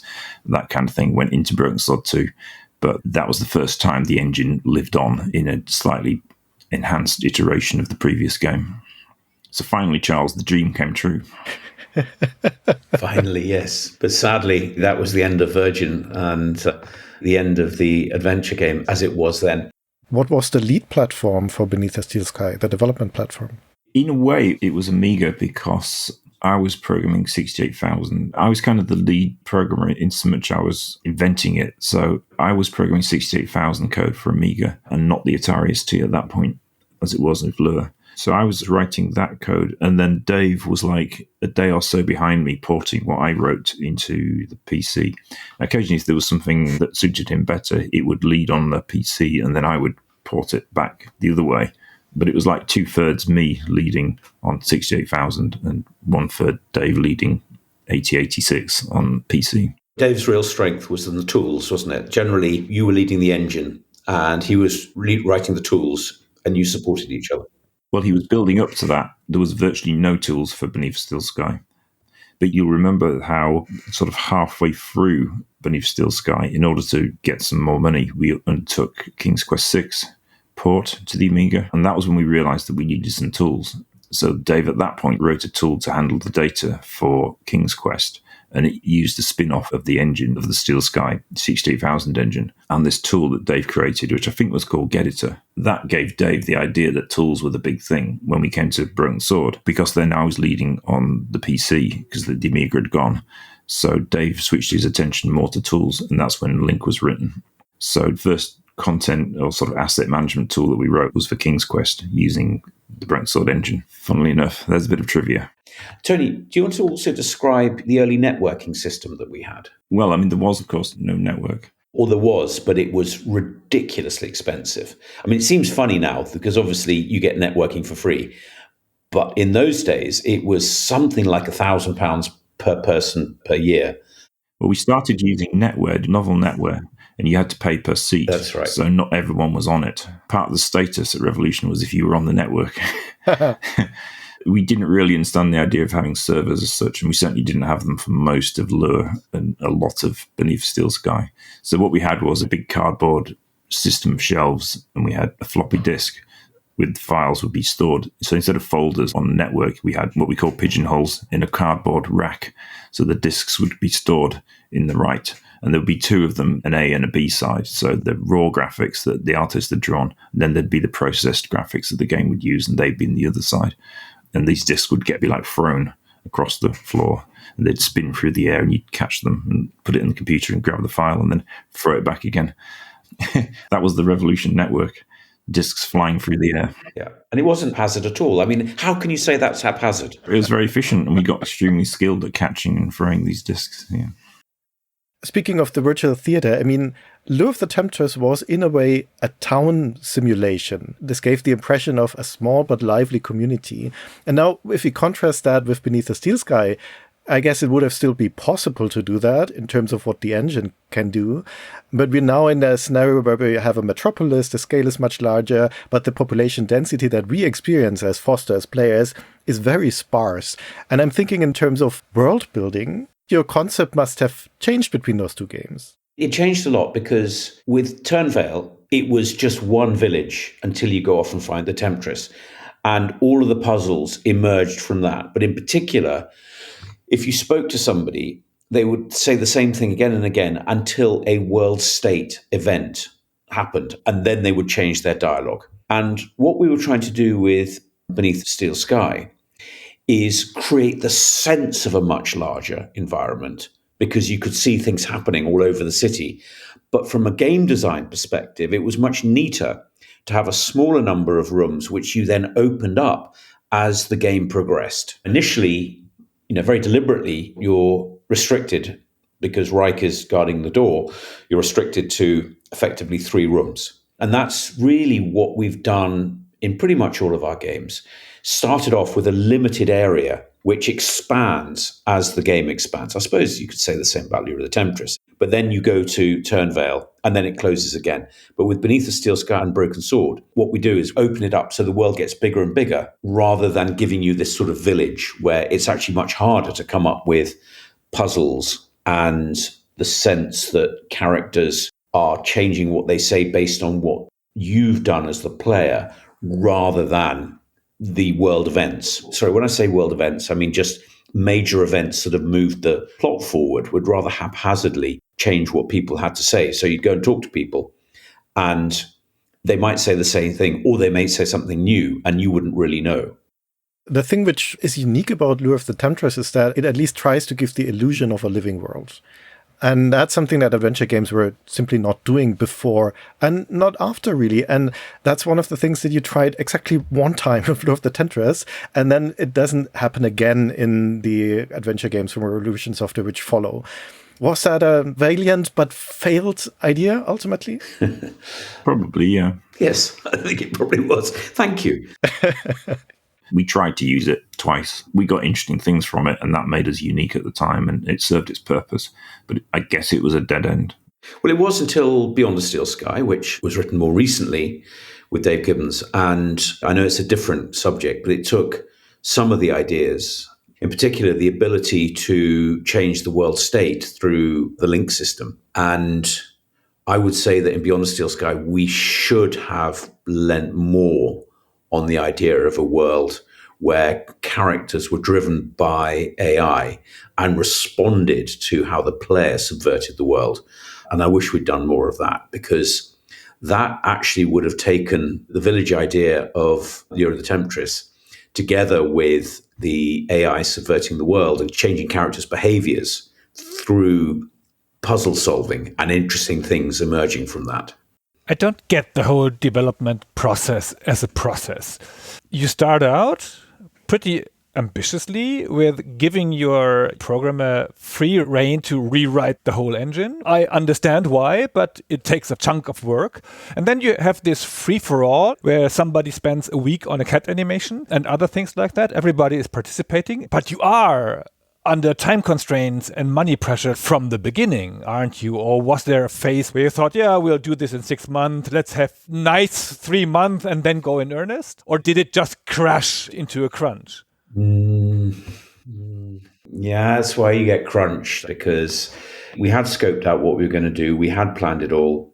It then took longer because somebody took a week to do a cat when it could have been done so much simpler. And then it just ended up in the last probably 6 months, maybe not that long, in just everybody working really insane hours. That is the way it is. And you can't in any way say it's a good thing. But what it does do is it focuses everybody. There's a sort of camaraderie. Everybody comes together. Everybody is much, much more focused under that pressure. And that's why crunch, to an extent, still happens today, because it is at the point where everybody comes and they go, if we don't do it, we're not going to be able to do it. We're all ambitious. We really care about what we're producing. And you get the extraordinary results. Yeah, we've done magazines. It's not exactly the same, but you have 4 weeks to do a magazine and you do it all in 1 week. Yes, yeah. One area that we haven't covered yet is puzzle design. Can you guide us through your creative process? How did you come up with puzzles for Beneath a Steel Sky? I would like to take credit as the person doing most of the puzzles, Tony, but maybe I didn't. Maybe everybody threw them in. I don't quite remember. I don't remember either. It's fair for you to say, Charles, that you were always very good at refining them. So they probably started off as simple ideas from all over the place. Then you built them up into more sophisticated things. And some of them are quite good because they're chained. You know, it's like that causes this. There's some of them that are 3 or 4 stages long, which is actually quite unusual and much harder to design for. That would have been coming from you and Dave, Charles. Yeah, and recycling. There's a puzzle where you put a piece of plastic explosive into a light socket. Yeah. Which was exactly the same puzzle as I had in my 3rd text adventure game at Arctic called Espionage Island. So there was a little bit of recycling of puzzles as well, which is a bit naughty, but I don't think anybody played both. So I don't think anybody ever noticed that it was the same puzzle. No one knew until now, Charles. The other thing is that I had been sponsored by Ford and worked in some fantastic factories, in particular in Bordeaux, in Ford's automatic gearbox factory. And there were some phenomenal machines, enormous great presses.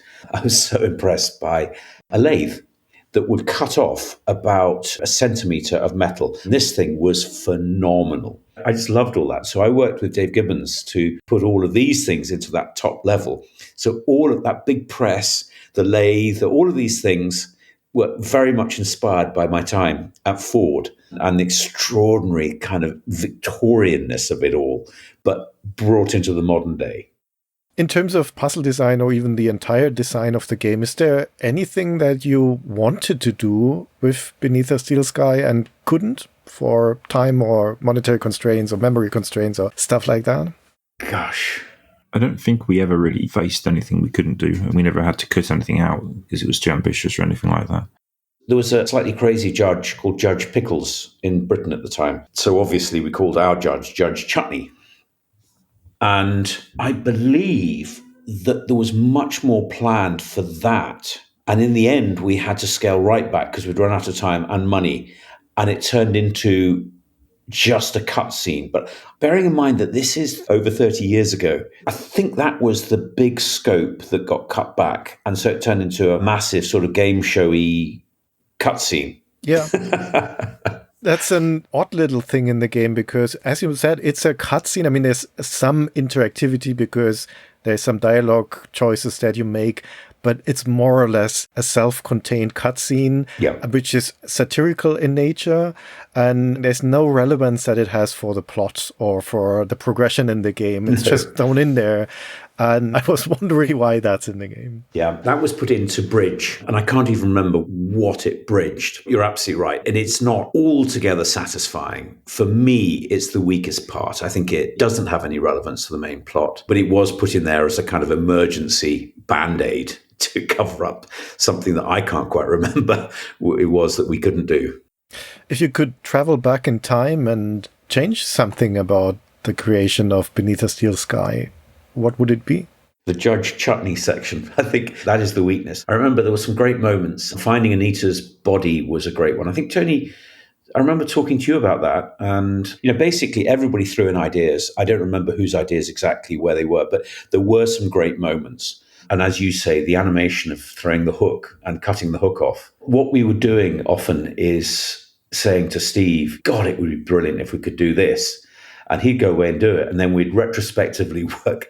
Obviously, the reason that anchor insurance exists is because we needed an anchor. So we were working backwards from these great moments that we loved the idea of, that Steve was then able to draw. And it's like, oh my God, how are we going to get a grappling hook? An anchor and a cord, that's what we want. And we'd work backwards to make that work. Which is a good way of doing it. Which is a very good way of doing things. Oh, yeah, and still do. What are the great moments? How do we make those happen, both narratively and from a gameplay perspective? Yeah. Certainly finding Anita's body was a really, really good moment, wasn't it? The original design, I had Anita as a drug addict. I think we took that out, didn't we? Yeah, I remember we were going to have like a job to keep Anita alive. You had to keep feeding her the drugs and things. But apparently we'd gone a bit too far with that one. Yeah. She got simplified. I was always a bit sad about that. I thought that would be funny. No. She was much better, she was. Anyway, as you can see, this is the kind of argument that we'd have had at the time. Yeah. And she was actually voiced by Hazel. Was she really? Yeah. I think. Hazel Ellaby, who, of course, was Nico in Broken Sword. So we also discovered and made him the man he is today, Jason Isaacs, I think. Yes. Yeah. You brought him into show business. And there's no doubt in his mind, he must feel that that was his greatest moment. The only problem is that we can't quite remember, and I don't think he can quite remember, which part he actually played.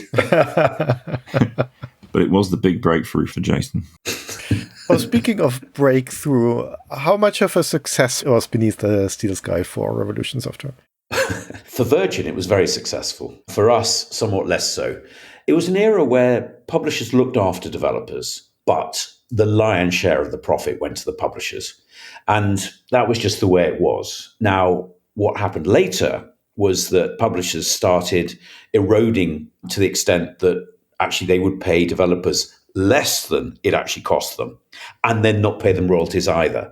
But at that time, we just accepted that the publishers were making all the money, but at least we could make a living and have fun writing games. But also, they looked at that game and said, these guys are actually serious people, and what's the next thing for them and us? And the next thing was a much better funded game, which was obviously Broken Sword. There would be no Broken Sword without the confidence that Beneath Steel Sky brought to the table. So if Lure of the Temptress was the debut, the first title, and Broken Sword was the runaway success, what was Beneath the Steel Sky for Revolution Software? Beneath the Steel Sky's got a real cult. Our friend and our colleague, Joost Peters, who's slightly younger than Tony, he was at university at the time. And he's fairly typical of a group who, at the age of 15, 16, 17, 18, at their formative years, it was an incredibly important title. So it's not by quite some way as big as Broken Sword, but it does have a very, very passionate audience. And we're extremely proud of that. But it was successful within Europe, but didn't do at all well. The Americans didn't get it at all, whereas Broken Sword traveled much more than Beneath the Steel Sky could have done. I think Beneath the Steel Sky was just a little bit wacky for the Americans. I think they wanted just slightly safer stories. Yeah. It's my favourite of them all, then. Do you remember any reactions from back then? Magazine reviews, fan letters, something like that? Yes, I can remember the one, which gave us 94%. And it wrote, I could summarize this game in one word: superb. Oh, wonderful. Almost all of our reviews were in the 90s. It went to number one, and it knocked Sensible Soccer off the top spot. Tony, was it Sensible Soccer? Did it? That's good to know. Yeah, no, it knocked Sensible Soccer off for a few weeks. I think it was Sensible Soccer. Oh, have you got the actual Gallup chart there? This month, top 30, Amiga 500, Amiga 600. Number 1, up from number 8, Beneath the Steel Sky. Nice. Number 2, Manchester United Premier League champions. Number 3, down 1, Cannon Fodder, Virgin.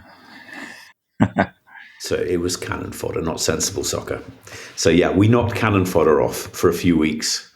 And then it took back over again. So it sold way, way better than us. But it was really fun. I mean, the guys at Sensible were fantastic. John Hare and Stu, that Tony's working with now. It was a really fun time. So is there anything that we haven't covered from your point of view regarding Beneath the Steel Sky? Any anecdotes that you'd like to share still? Any near-death experiences, any big crises, fights? It's all written in great detail in my newly printed paperback book, available from one good website. And that won't come across too well on a podcast, will it? There you go. I mean, the really interesting thing about it, looking back, is just how it was so built on the team members. Yeah. All of the team members turned out to be really special characters, and they were just plucked at random, really. It was like a God-given sort of scenario. You couldn't hope for a better bunch of people picked at random from the population. You would never have thought that it would have worked so well, but it really was. If ever there was a game that was built from the component people, it was Beneath Steel Sky. It was an entirely male team, wasn't it? A couple of artists came through that were not male. Kathy for a while. Yeah, but she came and went. Work experience. And then Noreen was one of the founders, and she's a woman. I think the key thing you need to remember is that at that time, I remember I met a woman who was doing a radio program about it, and I was very excited. And I said, please talk to me, because she was talking specifically about why there was such low female representation. And I said, please come and talk to me, because we need women. We really do. And we need to find a way of encouraging women. She didn't. And then she talked about geeky boys freezing out women. And it just wasn't that way. And the revisionist idea was that geeky boys shunned women, but that wasn't the way it happened at all. Just girls weren't interested. I don't know why they weren't interested. Yes, of course, there were lots of geeky boys, and maybe that's why they weren't interested, but they most certainly weren't frozen out. And girls that did want to get involved were welcome. We always wanted to hire a female programmer just to see what their code looked like, if it was any different from ours. And all the time at Revolution, when I was there, like 25 years, I don't think we ever had an application for a programmer job from a woman. We just never did. We just never got the CVs through. That changed a lot later, particularly for Beyond a Steel Sky. The overall staff was often very well mixed. I mean, certainly by the time of Broken Sword, it was probably 60-40 or something, wasn't it? There was plenty of females, just not on the programming from my point of view. Beyond, you had Nina and people programming, didn't you? So yeah, and Neve, who's a very talented programmer. So yes, I think 40% is probably right for when we were writing that 5-6 years ago. Well, then I think we're done. Thank you so much to you, Charles and Tony, for being here and answering our questions. Yeah, it's a pleasure.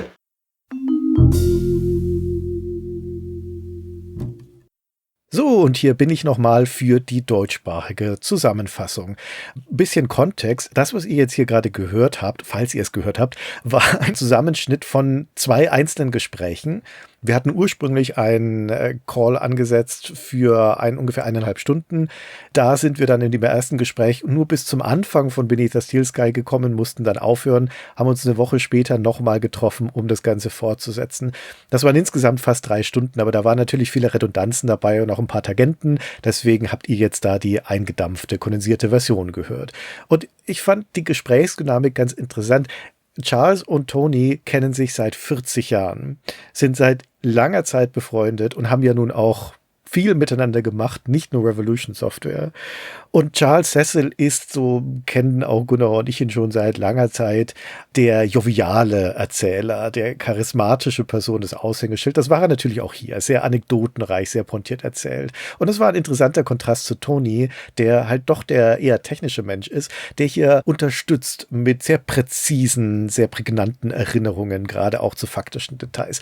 Das war eine gute Kombination, aber man hat auch immer wieder gemerkt, und ich glaube, ihr habt das im Gefrotzel auch gehört, die beiden verstehen sich wirklich gut. So, was haben sie uns erzählt? Nun, wir haben erstmal die ganze Hinführung besprochen vor Revolution Software. Wie kamen Charles Cecil und Tony Warriner eigentlich zusammen? Das war bei einer Firma namens Arctic Computing. Charles hat als Student ein Stipendium gehabt von Ford für sein Ingenieursstudium.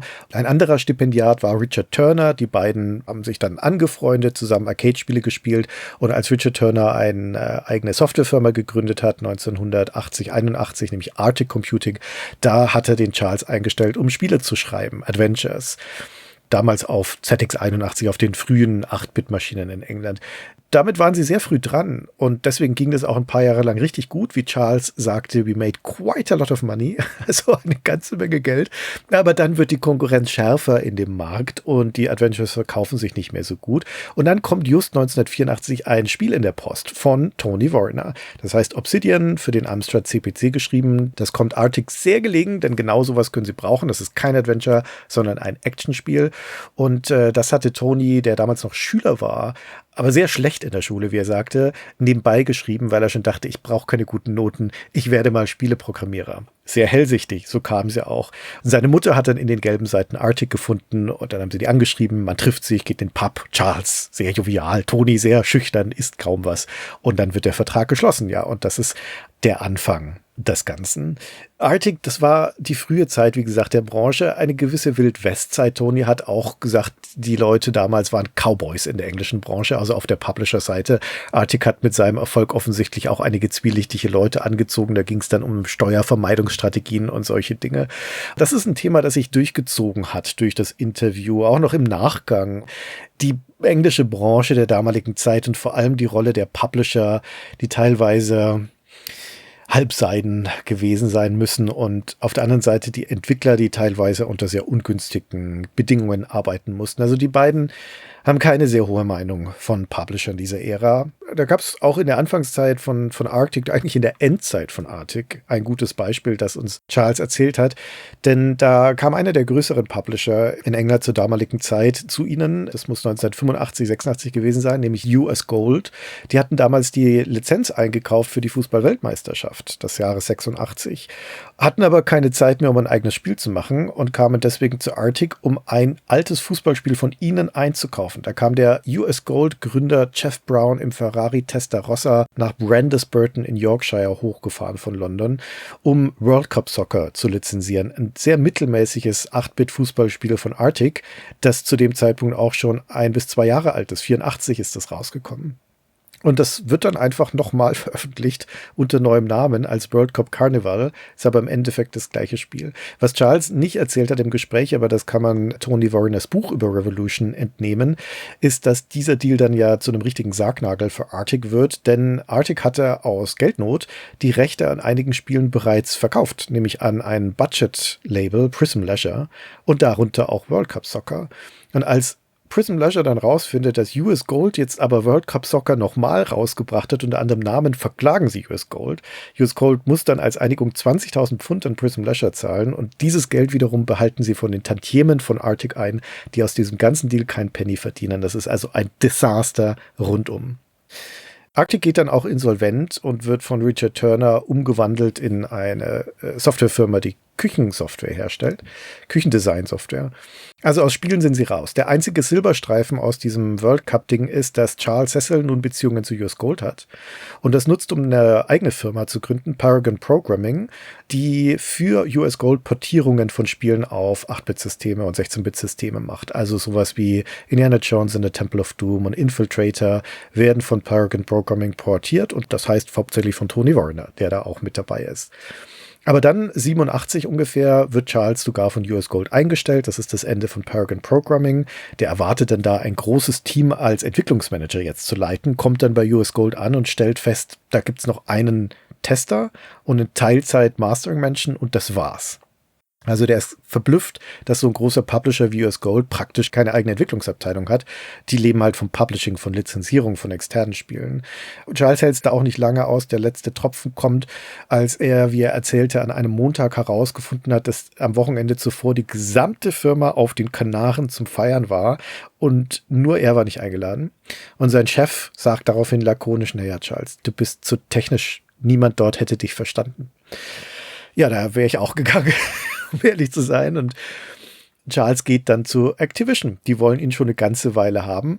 Charles ruft da seinen Kontakt Rod Cousins an und sagt, okay, ich komme jetzt endlich zu dir, wenn du mir einen Peugeot 205 GTI mit Autotelefon als Firmenwagen zur Verfügung stellst. Das ist ein Kleinwagen, ein Peugeot 205, aber ein ganz schicker. Und das als kurze Randbemerkung.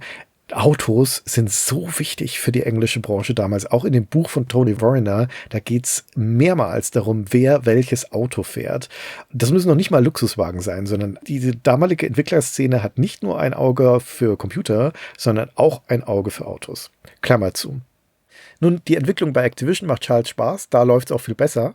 Aber Activision ist ja ein US-Konzern, bekommt dann seinerseits Schlagseite und Charles sehnt sich auch nach der Rückkehr zum Spielemachen und da ergibt sich dann eine Gelegenheit, denn Activision sagt ihm dann, sorry, wir müssen deine Stelle auf eine Teilzeitstelle kürzen. Und jetzt hat Charles die Möglichkeit, sich parallel darum zu kümmern, eine eigene Spielefirma aufzubauen. Und mit wem macht er das? Mit Tony Warriner. Deren Wege hatten sich getrennt nach Paragon.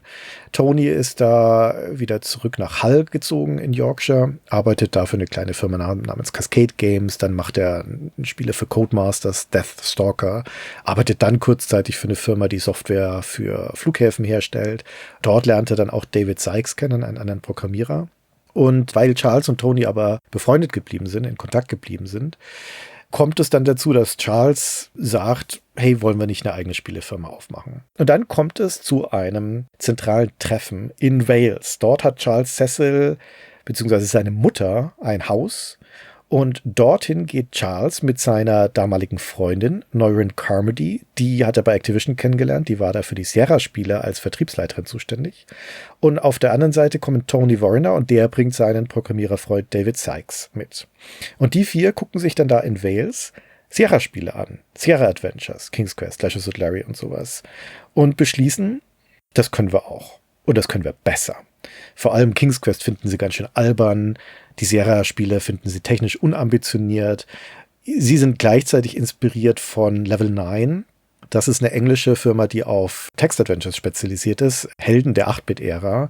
Und damals haben Charles und Tony die Gelegenheit, auf einer Messe den Prototyp eines Level 9-Spiels zu sehen, namens Raj, das eine dynamische Spielwelt simuliert. Das wird dann so nie erscheinen, aber das ist etwas, was Tony, Charles und den anderen die Idee gibt, das könnten wir doch machen. Die sind nämlich tief geprägt von der Dynamik der 8-Bit-Ära, also insbesondere Tony Warriner, die besagt, dass Spiele sich weiterentwickeln müssen, dass die immer was Neues brauchen, immer irgendeinen Fortschritt. Innovation ist allein schon ein Wert für sich. Es muss irgendein technisches Spektakel gegeben werden. Und daraus ersinnen sie Virtual Theater, also eine Simulationsengine, einen Simulationsunterbau für ein Adventure. Jetzt muss nur noch jemand her, der ihnen Geld gibt. Und da hat Charles Cecil einen alten Kontakt, Sean Brennan, der ist inzwischen bei Mirrorsoft, der Firma des Medienmoguls Robert Maxwell, und bietet ihnen einen Publishing-Vertrag an. Das ist also die Gelegenheit, jetzt gehen sie all in ihr erstes Projekt.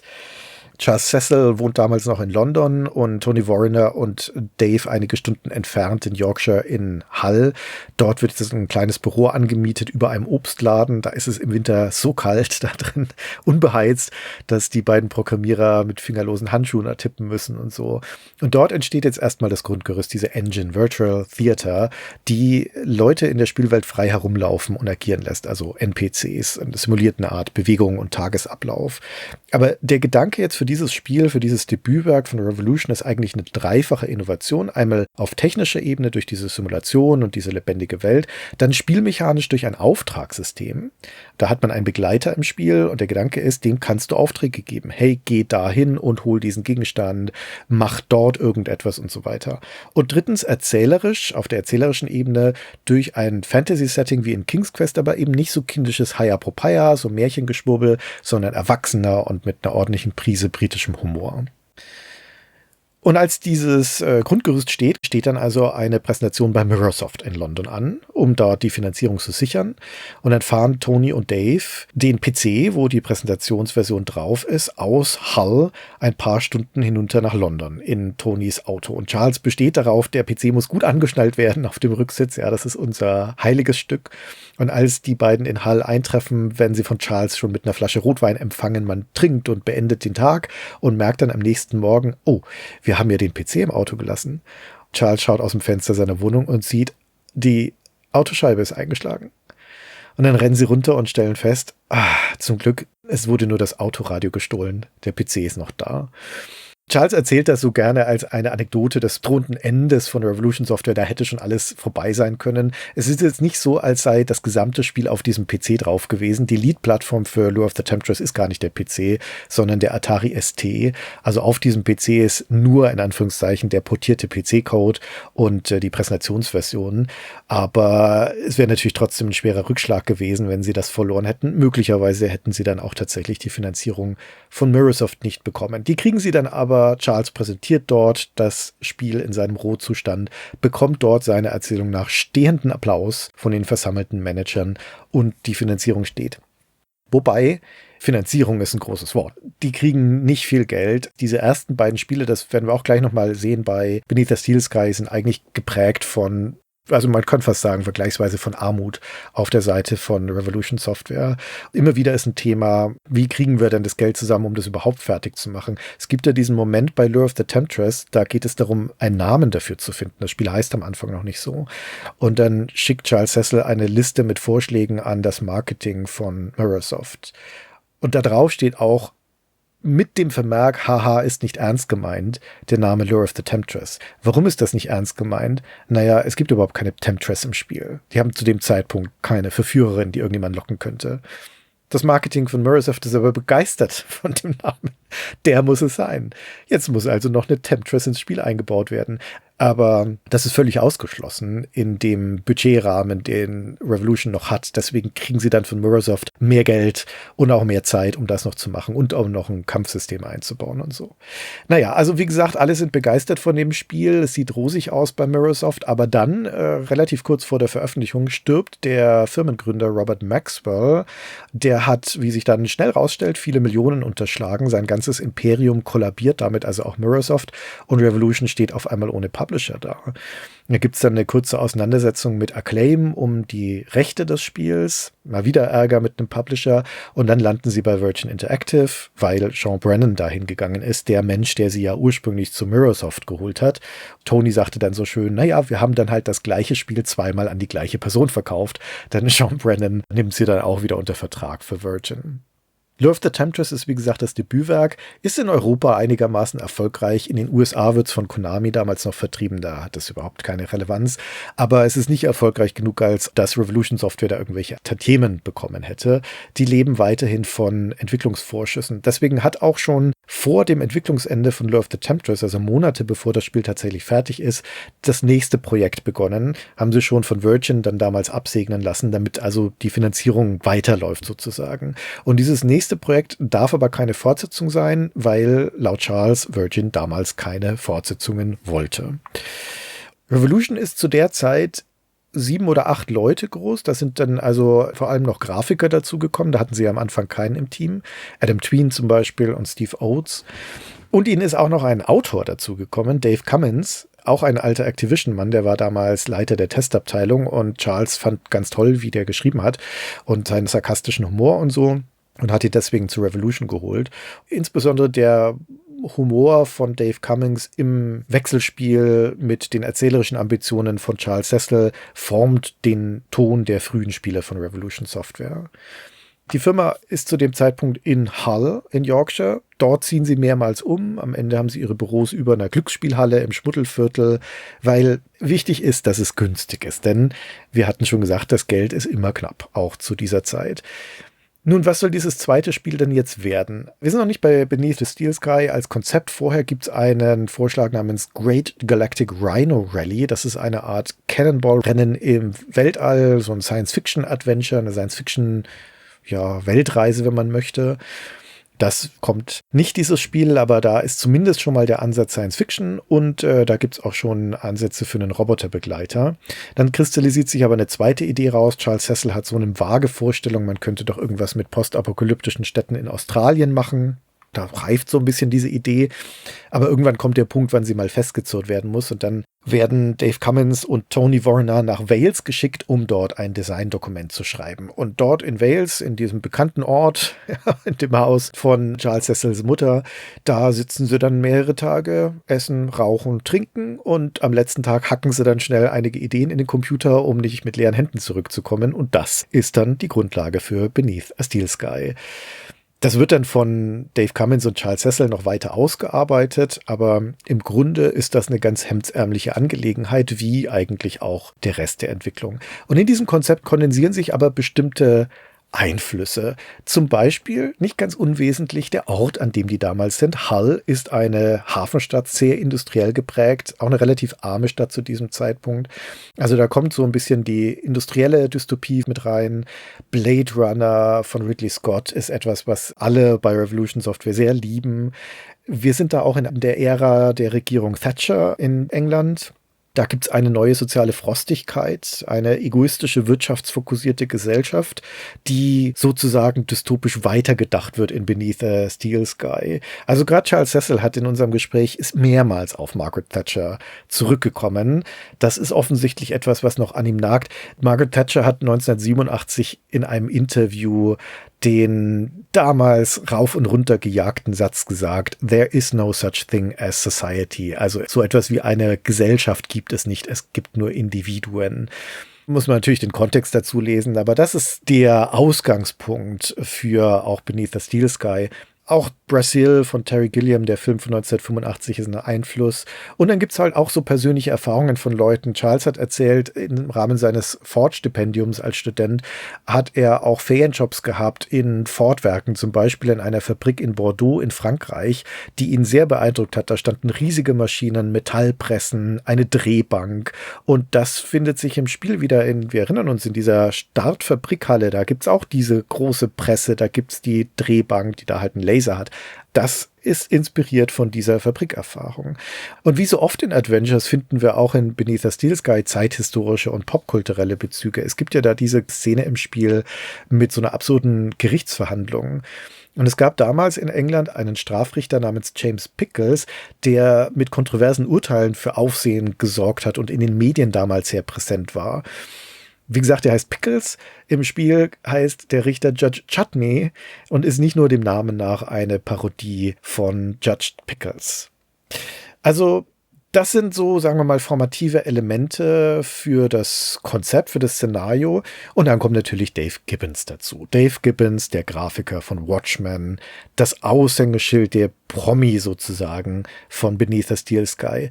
Wie kommt der Kontakt zustande? Das stammt noch aus der Activision-Zeit, sagt Charles Cecil. Damals war er ja der Entwicklungsleiter in England und hat in diesem Amt auch versucht, eine Lizenz für den Watchmen-Comic zu bekommen und bei der Gelegenheit also mit Dave Gibbons Kontakt aufgenommen. Das klappt dann nicht. Die Lizenz landet beim Konkurrenten Ocean.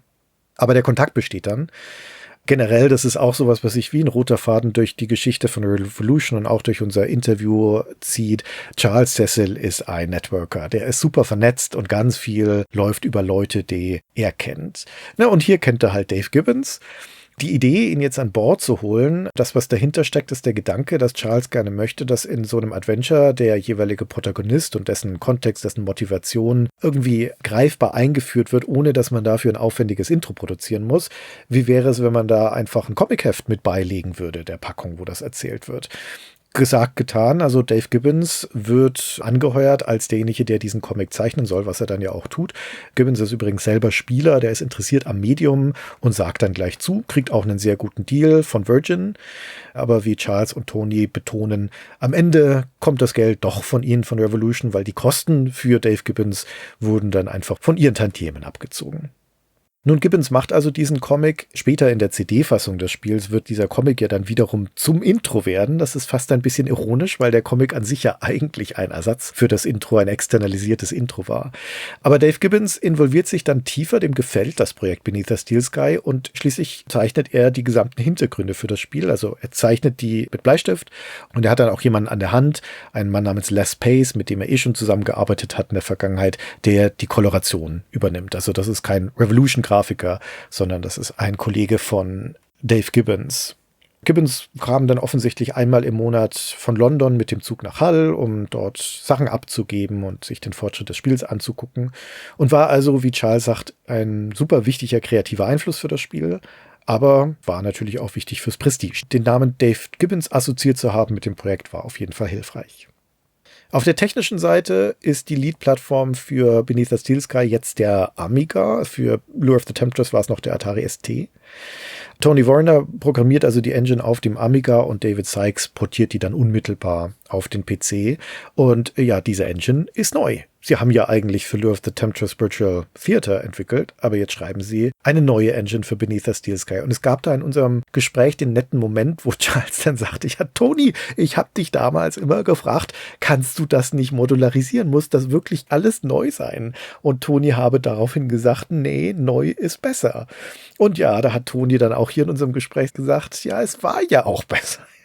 Der Grund dafür, das neu zu machen, so erklärte Tony, sei die sogenannte technische Schuld, wie man das bei den Programmierern nennt. Also, dass sich da einfach Ineffizienzen in der Engine angehäuft haben. Und jetzt im zweiten Projekt können sie die viel besser strukturieren. Jetzt wissen sie ja, was die Engine leisten können muss, sodass dann am Ende die gleiche Engine rauskommt, aber halt sehr viel schlanker. Und wir erinnern uns, die kommen aus der 8-Bit-Ära.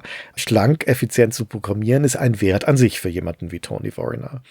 Aber wie es so ist, das hat er dann auch selbstironisch gesagt, während der Entwicklung von Beneath the Steel Sky wuchert die Engine dann doch wieder, kommen verschiedene Anforderungen dazu und am Ende ist die wieder ganz genauso aufgebläht.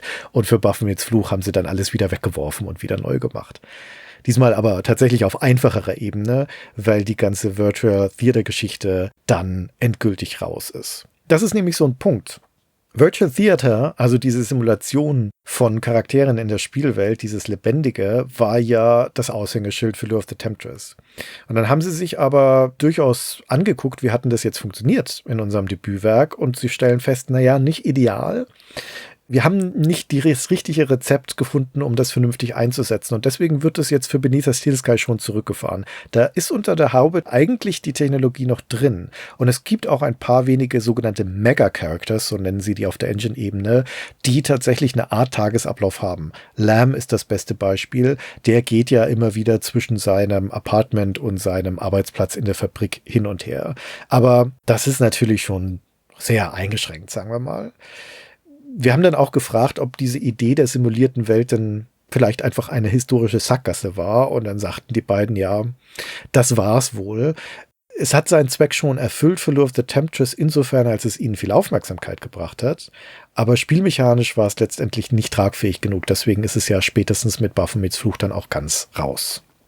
Was sie auch noch ändern für Beneath the Steel Sky im Vergleich zum Vorgänger, ist das Interface. In Lure of the Temptress war das noch eine Art Verbensteuerung. Für jeden Hotspot gab es da so kontextuelle Verben. Das fliegt jetzt raus. Stattdessen gibt es einfach nur noch Linksklick, angucken, Rechtsklick, benutzen. Was es auch in Lure of the Temptress noch gab, war ein Anweisungssystem. Da konnte man dem Begleiter Red Pouch Befehle geben, wie ich das vorhin schon beschrieben habe. Das wird krass vereinfacht für Beneath the Steel Sky. Man hat hier Joey als Roboter dabei, dem kann man schon auch noch Aufträge geben, aber jetzt einfach in einem Multiple-Choice-Menü. Diese Interface-Änderungen kommen übrigens nicht aus dem Team, sondern werden vorgeschlagen von einem Producer bei Virgin. Für Tony Warriner ist im Nachhinein dieses Interface von Beneath the Steel Sky mit einer der großen Innovationen. Er nannte das auch bei uns im Gespräch die Geburtsstunde des modernen Point-and-Click-Interfaces. Und in dem Zusammenhang will ich kurz darauf hinweisen, ja, Sierra und LucasArts sind 1994 noch bei Icons, aber Legend of Kyrandia zum Beispiel ist ja 2 Jahre vorher erschienen und das hat auch schon dieses direkte Point-and-Click mit einem Mauszeiger, der zu einem Item wird und dann benutzt man das Item direkt im Bild. Das ist nicht ganz identisch zu dem, was Beneath the Steel Sky macht. Aber ich würde das jetzt nicht unterschreiben, dass das der Ursprung des modernen Point-and-Click-Interfaces ist. Es ist aber definitiv eine frühe und sehr effektive Implementierung. Generell ist das die eine Stelle in unserem Gespräch gewesen, wo Charles und Tony mal Lob für einen Publisher hatten, für Virgin ganz explizit. Also sie haben da gelobt, es gab eine sehr enge, eine produktive Zusammenarbeit, auch mit der deutschen Vertretung. Nicht mit der amerikanischen, für die haben sie kein gutes Wort. Aber das ändert nichts daran, dass Virgin zwar viel unterstützt, aber nicht mit Geld. Also das Budget ist immer noch extrem knapp. Kommen wir gleich nochmal dazu. Erstmal noch so ein paar Design-Sachen, die sie erzählt haben. Worldbuilding, also die Gestaltung dieser Spielwelt. Wir hatten ja in Lure of the Temptress noch eine kleine, enge, lebendige Gemeinde. Und dieses Mal hatten sie das Problem, dass sie eine Welt präsentieren wollten mit dieser Wolkenkratzerstadt, die einen viel größeren Eindruck machen soll, die eigentlich viel mehr Raum hat. Aber aus Spieldesign-Sicht ist es besser, kompakte kleine Räume zu haben. insbesondere für die Rätsel und die Interaktionen. Die Lösung für Beneath the Steel Sky ist dann so eine Art Progression durch die Welt, die sehr klein anfängt und dann sich so Stockwerk für Stockwerk erweitert. Für Baphomets Fluch übrigens finden sie dann eine andere Lösung, nämlich ein Hub-System, wo man von Paris aus ja an andere Schauplätze reist, die wiederum dann in sich wieder sehr kompakt sind. Aber dadurch entsteht der Eindruck eines großen Reiseabenteuers. Dann haben wir ja wieder einen Begleiter in Beneath the Steel Sky, den Roboter Joey. Und der ist im Spiel, weil es Charles Cecil wichtig ist, einen zweiten Charakter zu haben, der Exposition liefern kann, der Kontext liefern kann, der als Gesprächspartner dient. Dass das jetzt ein Roboter ist hier im Spiel, das ist nicht etwa inspiriert durch den berühmten Vorgängerroboter im Gaming-Bereich, nämlich Floyd aus Planetfall. Da sagten beide, nö, kannten wir überhaupt nicht. Sondern stattdessen kommt der eigentlich zum einen natürlich aus dem Sci-Fi-Szenario und aus diesem Vorgängerkonzept Great Galactic Rhino Rally, aber auch aus dem Virtual Theater-System. Weil am Anfang, als sie noch davon ausgehen, dass sie dieses Anweisungssystem aus Lure of the Temptress auch in Beneath the Steel Sky drin haben werden, da dachten sie sich, naja, das ist doch eigentlich so eine Art Programmierung. Was, wenn man einen Roboter programmieren könnte jetzt bei uns im Spiel und ihm dadurch Anweisungen gibt? Wie gesagt, diese Idee wird dann gestrichen, aber der Roboter bleibt. Und was ja da ein bisschen mit dazugehört, ist diese Idee, dass der Roboter sich verändern kann, dass er also angepasst wird an bestimmte Aufgaben. Und das haben wir ja im Spiel, in dem Joey verschiedene Chassis bekommen kann. Wir sprachen auch ein bisschen über das Rätseldesign. Der Hauptverantwortliche dafür ist Charles. Die Rätsel im Spiel waren nicht groß durchgeplant. Die sind eher aus der Situation heraus entstanden, wurden dann von Charles betreut und überarbeitet. Ein Beispiel, das sie uns gegeben haben, ist, dass sie teilweise von zentralen Szenen aus rückwärts gearbeitet haben. Also zum Beispiel gibt es ja dieses sehr eindrucksvolle Bild relativ früh im Spiel, wo unser Protagonist Robert Foster auf so einem Balkon steht über dieser riesigen Stadt vor einem Abgrund.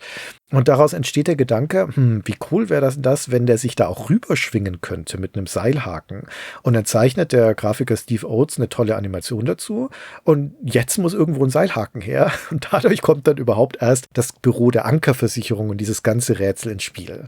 Also von dieser Szene rückwärts gedacht. Und Charles hat uns auch erzählt, naja, er hat sich auch selbst plagiiert. Er hat in einem seiner damaligen Text-Adventures für Arctic in Espionage Island hat er ein Rätsel drin gehabt, wo man Plastiksprengstoff in eine Glühbirnenfassung einsetzt und dann damit was aufsprengt. Genau das findet sich in Beneath the Steel Sky nochmal. Ja, und was die Tonalität angeht, die Mischung aus Dystopie und aber auch Humor, teilweise schwarzen Humor im Spiel, das sagten beide, das kommt in erster Linie von Dave Cummins, dem Autor, aber viel wird auch vom Team ja so on the fly eingebaut, weil das Arbeiten damals bei Revolution in diesem kleinen Team, das war eine Art Patchwork-Arbeit, sehr geprägt von starken Individuen, die ihre eigenen Sachen gemacht haben. Also diese tollen Animationen, die wir im Spiel sehen, die standen nie in einem Design-Dokument. Die waren nie Teil von einem Pitch, sondern Steve Oates macht halt tolle Animationen. Der hat da Spaß dran. Teils sind die auch rotoskopiert, also von einem Film abgezeichnet. In dem Zusammenhang haben wir auch gefragt, hier das Spiel ist ja an einigen Stellen ganz schön gewalttätig, sehr explizit. War das Absicht von euch? Wolltet ihr provokativ sein? Und dann sagten die beiden, nö. Wir haben Steve Oates gesagt, hier an der Stelle muss Reich, dieser Gegenspieler, erschossen werden. Naja, und dann hat er das so animiert, dass der halt in 2 Teile gesäbelt wird. Und alle im Team haben das gesehen und gesagt, ja, das ist ja klasse. Fanden das auch witzig. Und so kam das dann halt ins Spiel. Also generell scheint die Tonalität des Spiels auch viel in Diskussionen entstanden zu sein. In diesem ursprünglichen Designkonzept von Tony und Dave Cummins, da war Anita, die zentrale weibliche Figur im Spiel, ursprünglich drogenabhängig. Und der Gedanke war, dass man sie mit Drogen versorgen muss, damit sie einem hilft. Das wäre natürlich ganz schön düster gewesen. Das wurde dann doch ersetzt durch diese Idee, dass sie ein D-Link ist, also dass sie vom Netzwerk ausgeschlossen ist. Aber sowas entstand offensichtlich halt durch Diskussion im Zusammenspiel und Charles lobte im Rückblick auch nochmal den tollen Team-Spirit, den sie damals hatten. Die hatten für Beneath the Steel Sky ein Grundkonzept, eine Vorstellung des Szenarios und dann hat jeder im Team das mit eigenen Ideen und Dingen gefüllt. Charles verbindet das auch mit dem damaligen Zeitgeist hier Anfang der 90er. Er sagte, das war in der jungen Generation eine Aufbruchsstimmung. Da war wahnsinnig viel schöpferischer Wille da und auch viel Arbeitsbereitschaft. Auch hier, das ist etwas, was wir im Interview gehört haben, was Tony Warriner in seinem Buch auch nochmal ausführt. Die sitzen oft bis spät abends da, füllen dann da gemeinsam noch Lücken. Dann sitzen Programmierer wie Tony Warriner und ein Dave Cummins oder ein Charles Cecil zusammen da und füllen noch Lücken bei Interaktionen. Hier, was passiert beim Rechtsklick auf diesem Hotspot? Ach ja, da müssen wir uns noch einen Satz ausdenken. Das wird dann da teils mit heißer Nadel reingehackt und spontan reingeschrieben. Und wie gesagt, sie haben kaum Geld, die müssen in wenig Zeit viel leisten und am Ende der Entwicklung müssen sie auch monatelang crunchen. Zwischendurch ist das Geld so knapp, dass sie eine Auftragsarbeit annehmen, während sie eigentlich Beneath Steel Sky schreiben, nämlich King's Quest VI auf den Amiga zu portieren. Das hat so eine feine Ironie. Diese Spielereihe, über die sie sich sehr despektierlich geäußert haben am Anfang und die sie überhaupt dazu inspiriert hat, Lure of the Temptress zu machen, die landet jetzt auf ihrem Schreibtisch und wird auf den Amiga portiert, um halt ein bisschen Geld zu verdienen. Und deswegen ist es eine lustige Fußnote der Geschichte, dass die Amiga-Version von King's Quest VI die Engine von Beneath Steel Sky benutzt. Am Ende geht ihnen trotzdem das Geld aus. Die Rettung ist dann die Tatsache, dass Commodore damals eine neue CD-basierte Konsole in den Markt gebracht hat, das CD32, und händeringend nach Studios sucht, die ihnen da irgendwie ein Spiel drauf portieren. Und Revolution Software bekommt dann den Auftrag und vor allem auch Geld dafür, eine CD-Version von Beneath Steel Sky zu machen mit Sprachaufnahmen. Sprachausgabe sollte also das Killer-Feature sein. Und wie Tony so schön im Gespräch sagte, wir haben das Geld gern genommen und damit erstmal das Spiel fertig gemacht und danach haben wir uns Sorgen um die Sprachaufnahmen gemacht. Also das ist sozusagen die Rettung für Beneath Steel Sky und Revolution. Am Ende ist trotzdem fast alles drin. Charles glaubte sich zu erinnern, dass dieser schon erwähnte Gerichtspart mit Judge Chutney eigentlich ausführlicher geplant war und auch interaktiver hätte sein sollen, aber dass sie das dann aus Zeitgründen auf die Zwischensequenz zusammenstutzen mussten, die jetzt eben im Spiel ist. Rückblickend hält Charles das auch für den schwächsten Teil des Spiels. Die schon erwähnten Sprachaufnahmen, die laufen mal wieder über das Netzwerk von Charles, sehr hemdsärmlich, weil die beste Freundin seiner Schwester ist damals zusammen mit einem Schauspieler bei der Royal Shakespeare Company. Der kriegt mit, dass Sprachaufnahmen für das Spiel gebraucht werden und sagt, kann ich machen. Ich habe einen Kumpel, der hat ein Aufnahmestudio. Ich hole ein paar von meinen Schauspielkollegen rein. Wir machen das für euch und es ist dann sehr viel günstiger, als wenn ihr euch da ein Studio bucht und Sprecher anheuert. Da sagt Charles Cecil natürlich dankbar zu und dann stellt sich am Tag der Aufnahme raus, das Studio ist ein Zimmer in der Wohnung des Freundes mit dem Fenster zur Hauptstraße in London. Die Busse rattern vorbei, alles wackelt. Die Leute beteuern, keine Sorge, auf der Aufnahme wird man nichts davon hören. Dann nehmen sie am Vormittag auf und dann verabschiedet sich die Sprecherriege für eine Mittagspause in den Pub, um erstmal ein paar Bierchen zu trinken. Und als sie dann angeschäkert wiederkommen, ziehen sie noch einen Joint durch und dann geht es am Nachmittag weiter. Das muss also sehr chaotisch gewesen sein. Und diese fertigen Aufnahmen gehen dann in die USA zu Virgin, zur Abnahme offensichtlich. Und dort werden sie abgelehnt. Mit der Begründung, man kann kein Wort verstehen. Das hat deswegen dann noch so einen ironischen Twist, weil Revolution offensichtlich damals in UK schon mit der Presse spricht und bei einem Interview mit dem lokalen Jugendradio diese Geschichte erzählen und da offensichtlich auch vermischen mit der Tatsache, dass für Beneath Steel Sky ja tatsächlich für die USA eine angepasste Version gemacht werden muss, wo einige Ausdrücke übersetzt sind. Also das klassische Beispiel ist der Schraubenschlüssel, der heißt im Englischen Spanner. Das versteht aber im amerikanischen Englisch keiner, deswegen muss es da in Wrench umbenannt werden und so. Und dieses Radio wiederum gibt dem dann so einen humorvollen Spin und macht daraus dann eine Geschichte, dass die Amerikaner an dem Yorkshire-Dialekt abgeprallt seien und diese ganze Geschichte geht offensichtlich kurz viral und ist also kleines, gutes Marketing für Revolution Software. Wie dem auch sei, die Aufnahmen sind jedenfalls nicht zu gebrauchen, aber Virgin bezahlt dann vielleicht zähneknirschend nochmal einen zweiten Durchgang und zwar diesmal mit Profisprechern. Vielleicht hier noch als Randnotiz, wer waren denn eigentlich diese Sprecher? Das steht nämlich nicht in den Credits des Spiels und ich habe auch online keine Liste gefunden, aber bekannt ist, dass einer der Sprecher Jason Isaacs war. Lucius Malfoy aus den Harry Potter-Filmen, also ein bekannter englischer Schauspieler, der hatte hier eine kleine Sprechrolle. Der spricht nämlich die letzte Inkarnation von Joey, Ken. Und Charles Cecil meinte sich zu erinnern, dass Anita, also diese weibliche Hauptfigur, gesprochen wurde von Hazel Allaby, die dann wiederum in der englischen Originalfassung von Baphomets Fluch die Nico gesprochen hat. Aber wer die anderen alle waren, keine Ahnung. Und apropos Frauen, wir haben da noch kurz drüber gesprochen, dass das Team zu der Zeit von Beneath the Steel Sky ja nur aus Männern bestand. Ist jetzt nicht so ungewöhnlich für die Branche in dieser Zeit. Charles hat es dann gleich korrigiert und gesagt, nee, Neurin, seine Frau, war ja als Gründerin und dann die ganze Zeit auch bei Revolution mit dabei, als Personalchefin, als diejenige, die Verträge gemacht hat, also als die komplette Verwaltungsbeauftragte, COO würden wir, glaube ich, heutzutage sagen. Also wirklich eine zentrale Figur, aber halt nicht im kreativen Bereich, sondern im Backoffice. Und dass sie jetzt keine Frauen gehabt hätten, sagte Charles, das läge nicht daran, dass sie keine gewollt hätten, sondern dass sich halt einfach keine beworben hat. Laut Tony haben sie zum Beispiel in mehr als 20 Jahren von Revolution Software niemals eine einzige Bewerbung von einer Programmiererin bekommen. Später dann zu der Zeit von Baphomets Fluch sind in anderen Rollen dann auch Frauen im Team. Nun, ja, bleibt eigentlich nur noch der Punkt des Releases. Beneath the Steel Sky ist dann fertig 1994, kommt auf den Markt als Diskettenversion für Amiga und PC, als CD-Version für CD32 und später auch für den PC. War es denn jetzt ein Erfolg? Auch hier wieder sagte Charles, naja, da wiederholte sich eigentlich die Geschichte von Lure of the Temptress für Virgin, den Publisher, durchaus ein Erfolg, zumindest in Europa. In England steht das Spiel in den Verkaufscharts sogar kurzzeitig auf Platz 1. In den USA nicht, da ist das ferne Liefen. Aber von diesem ja auch finanziellen Erfolg bleibt für Revolution Software nichts übrig. Das bleibt alles beim Publisher hängen. Der Erinnerung von Charles und Tony nach sehen die auch für Beneath the Steel Sky dann kein Geld mehr, abgesehen von der Finanzierung für die Entwicklung. Das Spiel räumt aber gute Wertungen ab in der englischen Presse, diverse 90er zum Beispiel. Und vermutlich der wichtigste Punkt ist, wie Tony das dann sehr pointiert gesagt hat, für Virgin war damit endgültig bewiesen, dass Revolution Software ein ernstzunehmender Entwickler ist, der in der Lage ist, Spitzenspiele umzusetzen. Und deswegen haben sie für ihr nächstes Projekt dann auch endlich ein ordentliches Budget bekommen. Und dieses nächste Projekt ist, wie wir wissen, Baphomets Fluch.